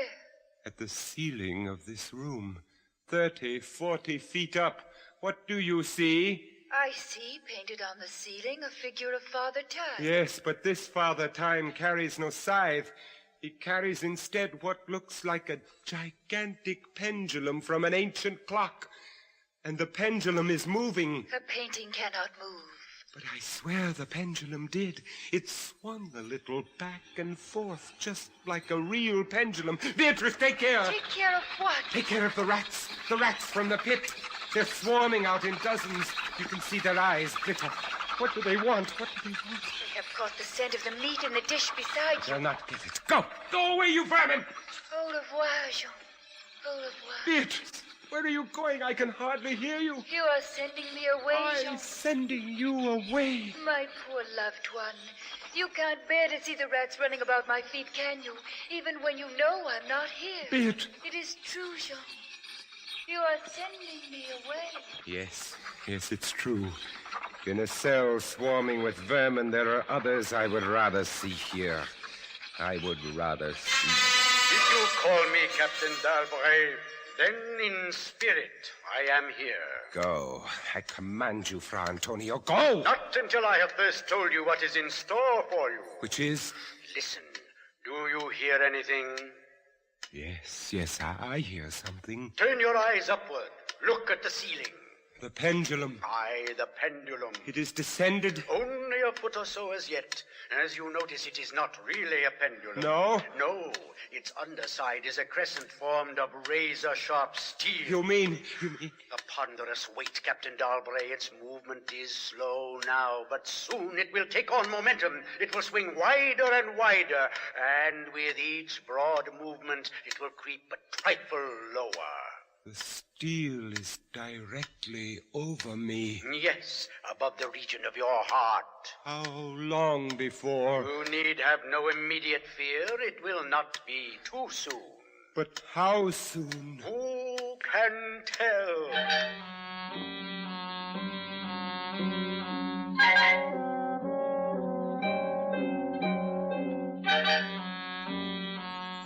Minutes, hours, days. Who can say how long it was? It might have been many days before that hideous blade swept so closely as to fan me with its acrid breath. Down. Still unceasingly, still inevitably down. The sharp steel flashed past within 3 inches of my chest. And then, only then, Beatrice. I hear you calling, Jean. I am here. Oh, Beatrice. Is there no hope, my dear? How can there be? 10, 12 more vibrations, and it will fray the threads of my robe, only lightly as a razor in a delicate hand. There will be many sweeps down before it bites deep. I can't escape it, and yet... And yet, if only I could use my wits. You kept me away from you, Jean. You locked me out of your thoughts. If I am here only in your thoughts, why should I fear the rats? The rats? The rats? Do they still swarm here? Across the floor and over the meat platter. Yes. They have taken nearly all your food. Yes, they are ravenous. They have sharp teeth. The meat is oily and spiced. If I take what remains of it... Scatter, you vermin! Rub that meat on the bandages that hold me here. Try it, Jean, try. It may be too late. If I move my body of a fraction of an inch up, Try it, I tell you, try. Can I stand those rats crawling across me? Can the flesh bear it? One of them has leaped on the wooden framework. Another follows. They are gnawing at the bandage. 7, 8 more sweeps of the pendulum. Does the bandage give way? A little. Lie still, Jean, lie still. 10, a dozen rats now. Is death, I wonder, worse than this disgust? A dozen sharp knives could do no better. The bandage has loosened to ribbons. If you move sideways, carefully, and drop to the floor. Beatrice, I can't move. My arms and legs are numb. There is no The power steel to... has frayed your robe. A minute more will be too late. Try. Then with all the strength that is in me and the hatred I bear my enemies... You're free. Yes, the second time I'm free. See, Jean. The pendulum stops. They are drawing it back up through the roof. Each move I make is watched. You never doubted that? No. Yet with all they could do to you, they have failed twice. They will not fail a third time, my dear. Listen. What you hear? A groaning. A grinding as of metal. It is only the cogwheels of the pendulum. I think not, Beatrice. Why not? It seems to come from behind these iron-plated walls. It seems to shake the dungeon as a mill wheel might shake it. Stand up, my Poujon. Get up off your knees. I can't endure anymore. Don't you sense even now the odor of the heated iron? Heated iron? Yes, the walls are beginning to glow red. Oh, Beatrice, I have been much humbled, but I won't have you see me in tears. I order you to go. Jean, in the name of heaven. Yes, in the name of heaven, go.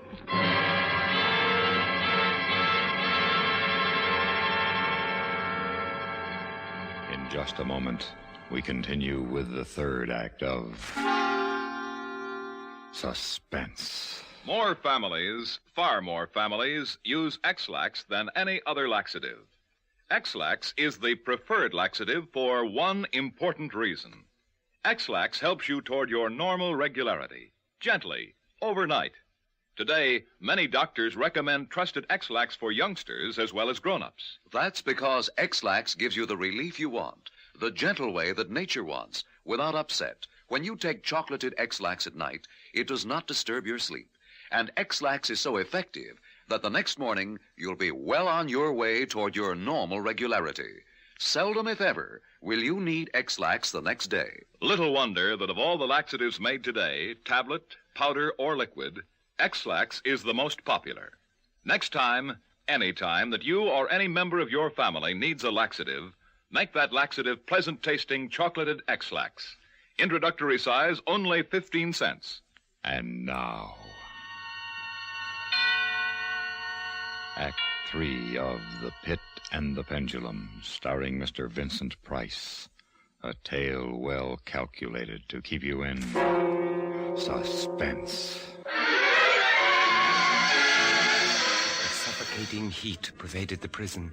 I could draw no breath of air into my lungs. Against the lume of that fiery destruction, the thought of the pit and its coolness came like balm. Does the pit please you, Captain Dalbray? You again? Do you find its contents pleasing? Not the pit. And how shall you avoid it? Look!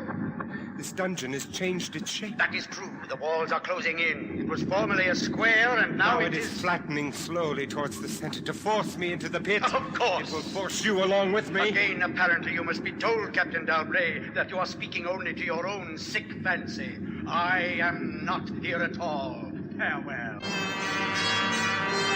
Now, flatter and flatter grew the red-hot walls. I shrank back, but the closing walls pressed me relentlessly onward toward the loathsome pit.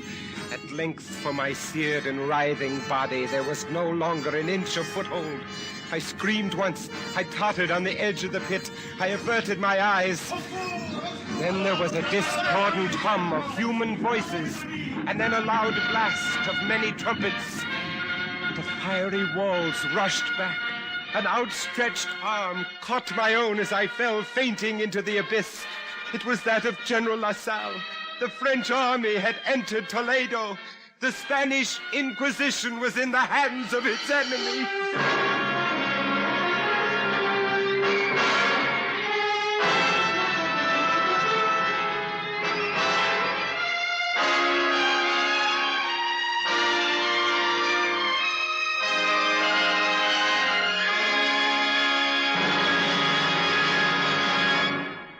Suspense, in which Mr. Vincent Price starred in William N. Robeson's production of The Pit and the Pendulum by Edgar Allan Poe, adapted for suspense by John Dixon Carr.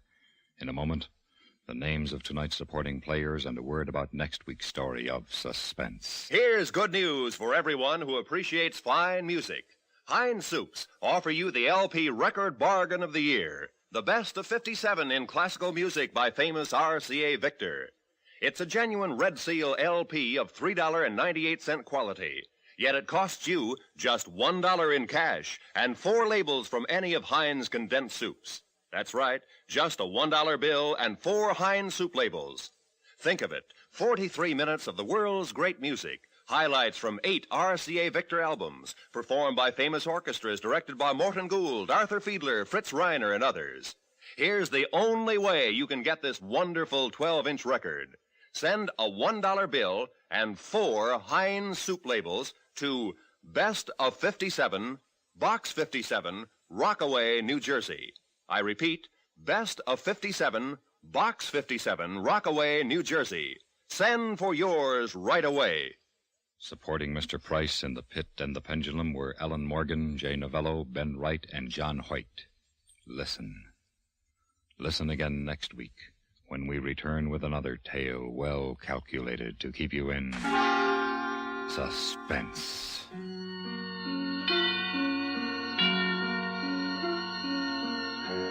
America listens most to the CBS Radio Network.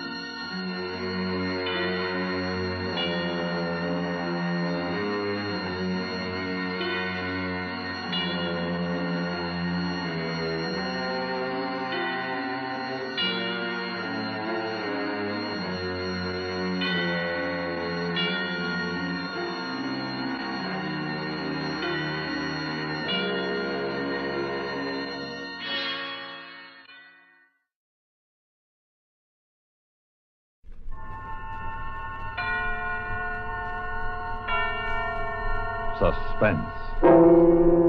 And the producer of radio's outstanding theater of thrills, the master of mystery and adventure, William N. Robeson. The dream of every actor is the perfect performance. The performance that brings the audience to its feet, shouting bravo, and brings the critics to their knees with rave notices. But audiences, critics, and playwrights, being what they are, this dream is seldom realized. In the upcoming suspense story, however, it is, with some startling results. Listen then as Mr. Vincent Price stars in Rave Notice, which begins in just a moment. Memo on Medals. Facts and figures about military decorations with which you may not be familiar. Among the earliest forms of medals was a gold button presented by Alexander the Great to a high priest in the 4th century B.C. after winning an important battle. Crude medallions became the standard form of commemorating victory until in the 15th century a noted Italian artist-sculptor developed and perfected a classic medallion, the forerunner of our modern medals. During Queen Victoria's reign, the present system of awarding medals was introduced and was soon adopted by other countries. Two famous early American medals appear in the Smithsonian Institute in Washington, D.C. One presented to Captain Thomas Truxton, commander of the U.S. Constellation, for defeating the French frigate Vengeance during the West Indies campaign of 1800. The other medal on exhibit is the one awarded to General Ulysses S. Grant for breaking Confederate control of the Mississippi River during the Civil War. Old or new, medals represent a memorable, heroic act worthy of our respect and pride. And now, Rave Notice, starring Vincent Price. A tale well calculated to keep you in suspense.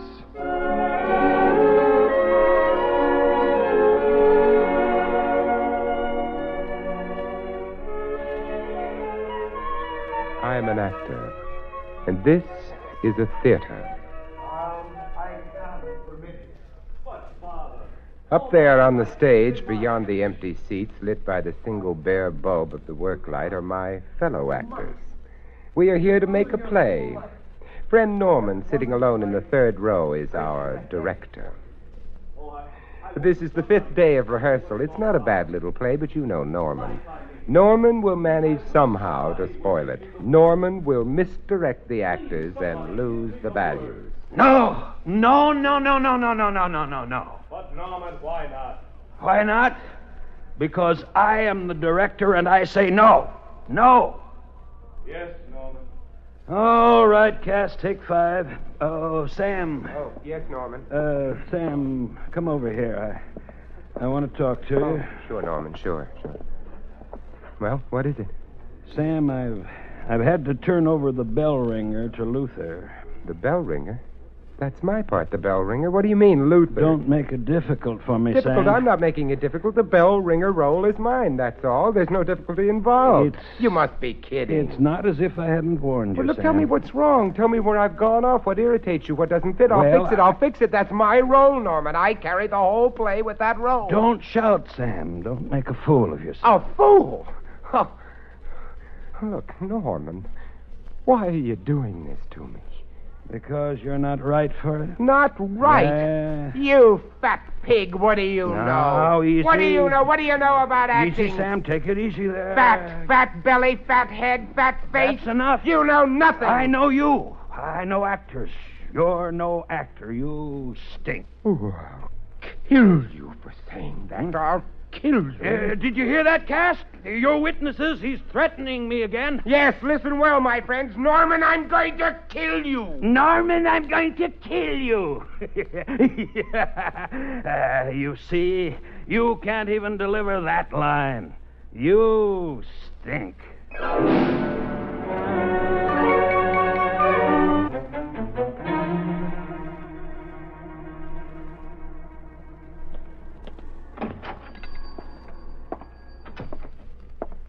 Yes, gentlemen. I want to buy a gun. Yes, sir. And what sort of gun did you wish to buy? One that'll shoot through fat.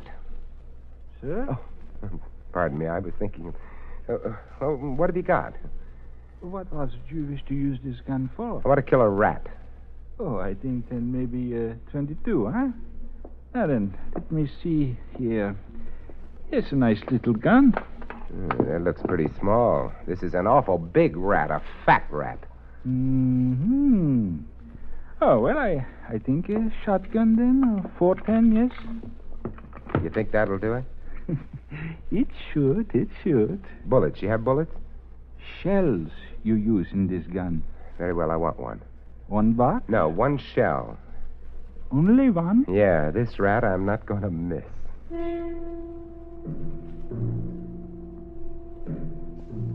It's time now.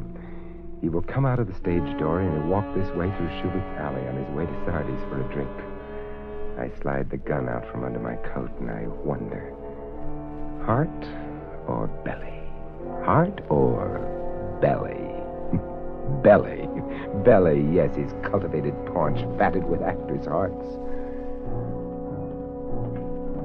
Here he comes, on cue for his exit. Goodbye, Norman. Sam! I'm shot. Norman, you're dying. Please, somebody call an ambulance, please. Is this how you play your death scene, Norman? You're dying, Norman. Play it. Play it! He didn't die right away. He just lay there in Schubert's Alley and bled. And then they took him to the hospital, and they took me to Tombs Prison, and they got me a lawyer.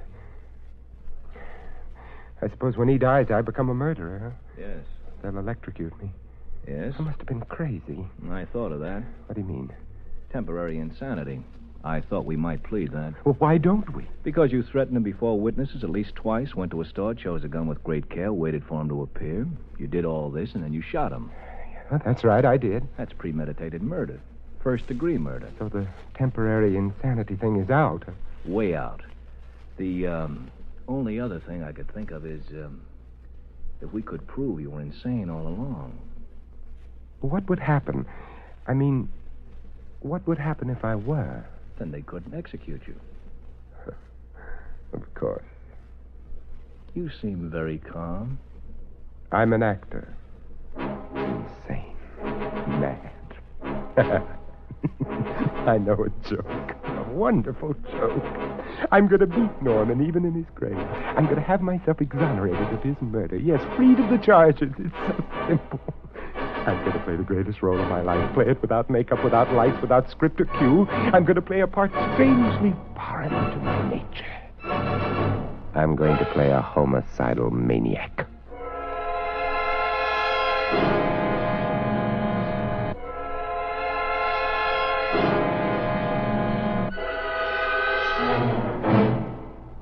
moment, we continue with the second act of Suspense. Another visit with Joe and Daphne Forsythe. Joe, what are you doing? Oh, hi, Daphne. Just eating a midnight snack. What is that mess? That mess is a liverwurst, salami, lettuce, and peanut butter delight. Nightmare is more like it. What woke you up? My stomach was growling. What woke you up? You. And I was dreaming such a pleasant dream. Oh? What? I dreamed all of our savings bonds had matured and we were cashing them in. That kind of a dream I can appreciate. We were planning a trip around the world, and you bought me a fur coat, and I bought you that fishing tackle you want. Oh, it was gorgeous. Well, it doesn't have to be just a dream. Some of our savings bonds are ready to mature now. Joe, maybe we shouldn't cash them in. They can go on earning interest, you know, and it adds up fast. I know. That's why we started buying savings bonds, remember? With a bond a month on the payroll savings plan, our money is saved automatically. Stop waving that sandwich under my nose. You're making me hungry. Well, fix yourself a sandwich, ma'am. I got all the makings right over here. All right. Move over, you bond-buying midnight maverick. I'm going to fix myself a humdinger. And now, starring Vincent Price, Act Two of Rave Notice.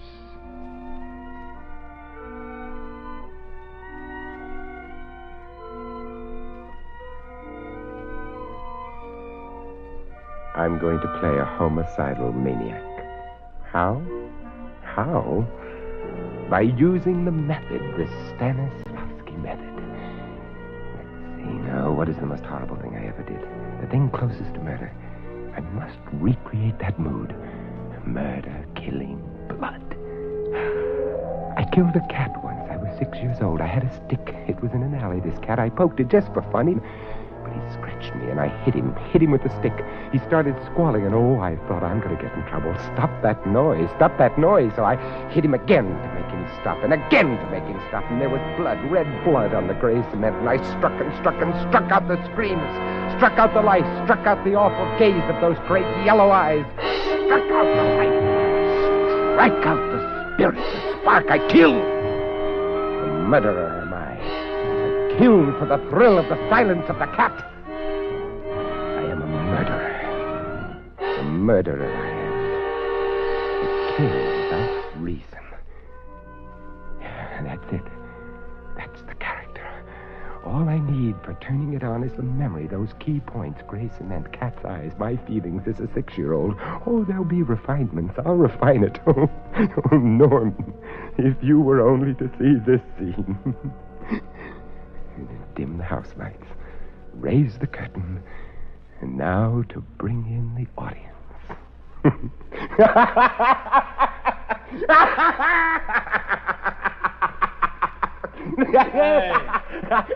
Hey, you.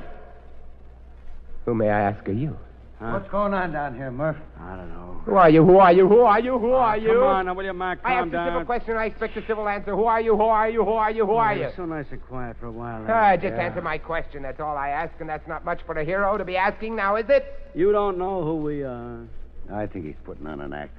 Hey, don't turn your head away. We know you hear us. Yeah, leave him be. You think he's kidding? Who cares? Yeah. That was very weak. You can do better than that. You're supposed to be a murderer, a homicidal maniac. So what's the emotion? Guilt. You've got to be guilty. Smear yourself with the stuff. Guilty, bloody hands, guilty, and you want to be punished. Yes, punish yourself. That'll do it. But it'll hurt. So what? Not like it hurts when they shave your head and slit your trousers and strap you to your seat. That seat, 10,000 volts coursing through this poor player's frail body. Murderer. Guilty. You should be punished. 1, 2, 3. Curtain going up. I'm guilty. There's blood on my hands, blood and filth and disease. I smashed him on the gray cement and smashed him. I murdered him. I'm a murderer. I confess it. Hey. Oh, look, I want to confess to purge myself of this guilt. Oh, come on. I am guilty. Do you hear? I smashed him. smashed him. What are you getting so worked up about the guy ain't even dead yet? Not dead. He is dead. He's been dead these past 36 years. 36 years! Oh, if you don't punish me, Oh. Hey, what are you doing?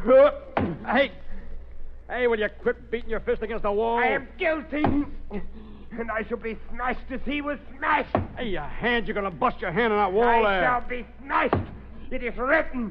You know the writing in blood that lies across the counterpane in the bed under the window when little boys are supposed to be far away in slumberland. Mahoney? Yeah? Get the doctor. This guy flipped. Good. Get me, doctor. Oh, my hand is killing me. Something broken. I don't mind the bloody scraped knuckles or even breaking the nails, but not the bones. 2 cats dead, murdered by my stick. 4 cats dead, murdered by my stick.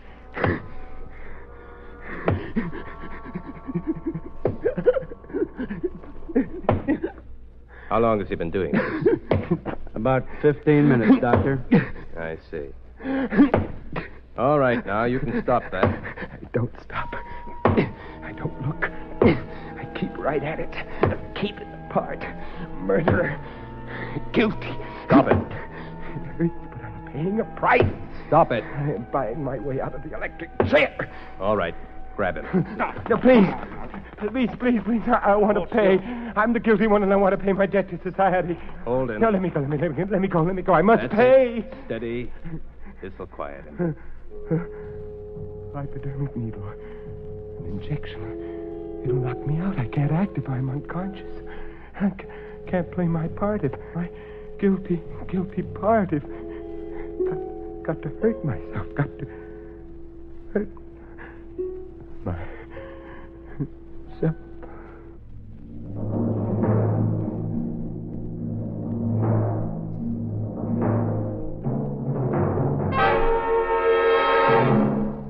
In a moment, we continue with the third act of Suspense. We have, together, ample capacity and freedom to defend freedom. This is NATO, the North Atlantic Treaty Organization. The North Atlantic Treaty Organization goes far beyond a formidable military defense organization. Within its networks of committees functions the machinery to contribute to further development of peaceful and friendly international relations by strength of sharing tasks and pooling scientific facilities and information. The United States of America is a part of NATO. You should be aware of and alert to the objectives and programs of the North Atlantic Treaty Organization. And now, starring Vincent Price, Act 3 of Rave Notice.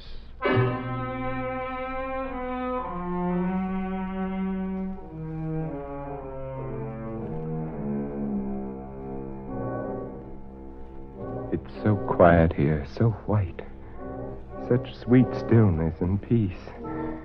Gone the darkness of the cell, steel and concrete. They're watching me very carefully. The taller one, he's new. The other gave me the hypodermic, yes. Hypodermic? How long have I been out? Did I say anything while I was out?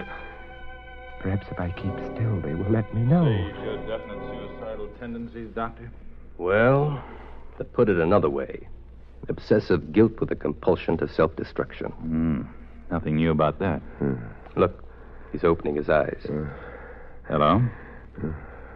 You awake? Who are you? You remember me, don't you? No. Well, I gave you something to quiet you a little while ago. A little while ago, When you were trying to injure yourself so we'd think you're insane. And you've decided to give that up, haven't you? I have to carry out my sentence, you know.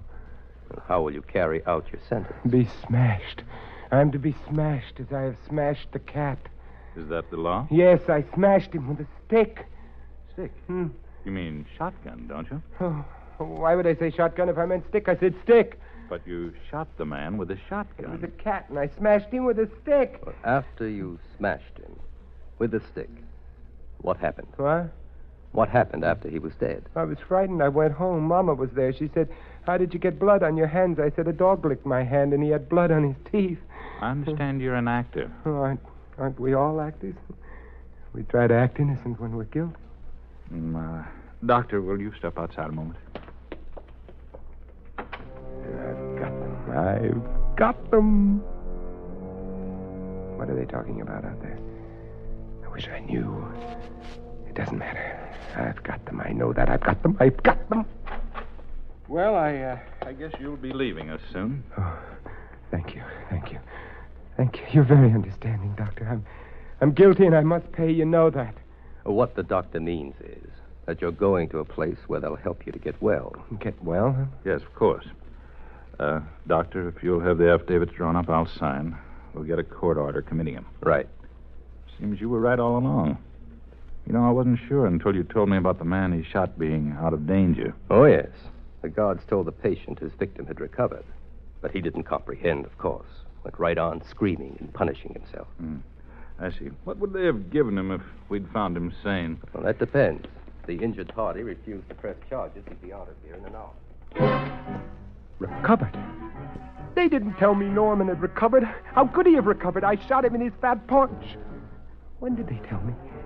It was while I was screaming, maybe. I was really into the part, then deep in it. I couldn't have heard them, and now he'll be free, and I will go off to an insane asylum married to a role that I loathe, that I hate. No. Doctor!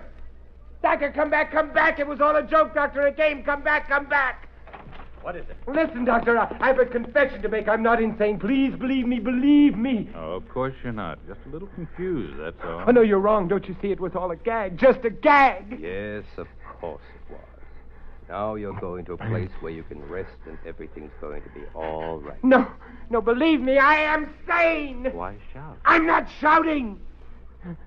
I only want to impress on you. You were shouting rather loudly. Look, my lawyer said if I could prove insanity, I wouldn't go to the chair. Chair? Yeah. I thought you were to be, you said smashed. Oh, forget that. That was a part of the method. Method? The Stanislavski method. It's a system of acting. What do you think, Doctor? I don't know. Huh? Well, the patient seems to be telling the truth. Yes, he does. I can fool you all over again if you feel it's necessary to prove my point. No, I don't believe you'll be able to fool us again. Doctor, what's your opinion? I say the man's in full control of his faculties, is aware of his crime, and committed it out of what society calls a sober motive. I say the man is sane. You, sir. Do you agree with the doctor? It's what I've been telling you. And I say same. That makes it unanimous. Gentlemen, never in the history of the theater has such a performance been rendered, nor under such adverse circumstances. Just one more question. Of course. Why did you kill him? Kill him? But I didn't. I shot him, that's all. Shot. You mean shot, don't you? Don't you? No. But Norman, he is dead. Yes, and you were sane. And you were going to repay society with your life. Norman is dead. Treacherous, lecherous, body villains! Ring down the curtain! The play is ended!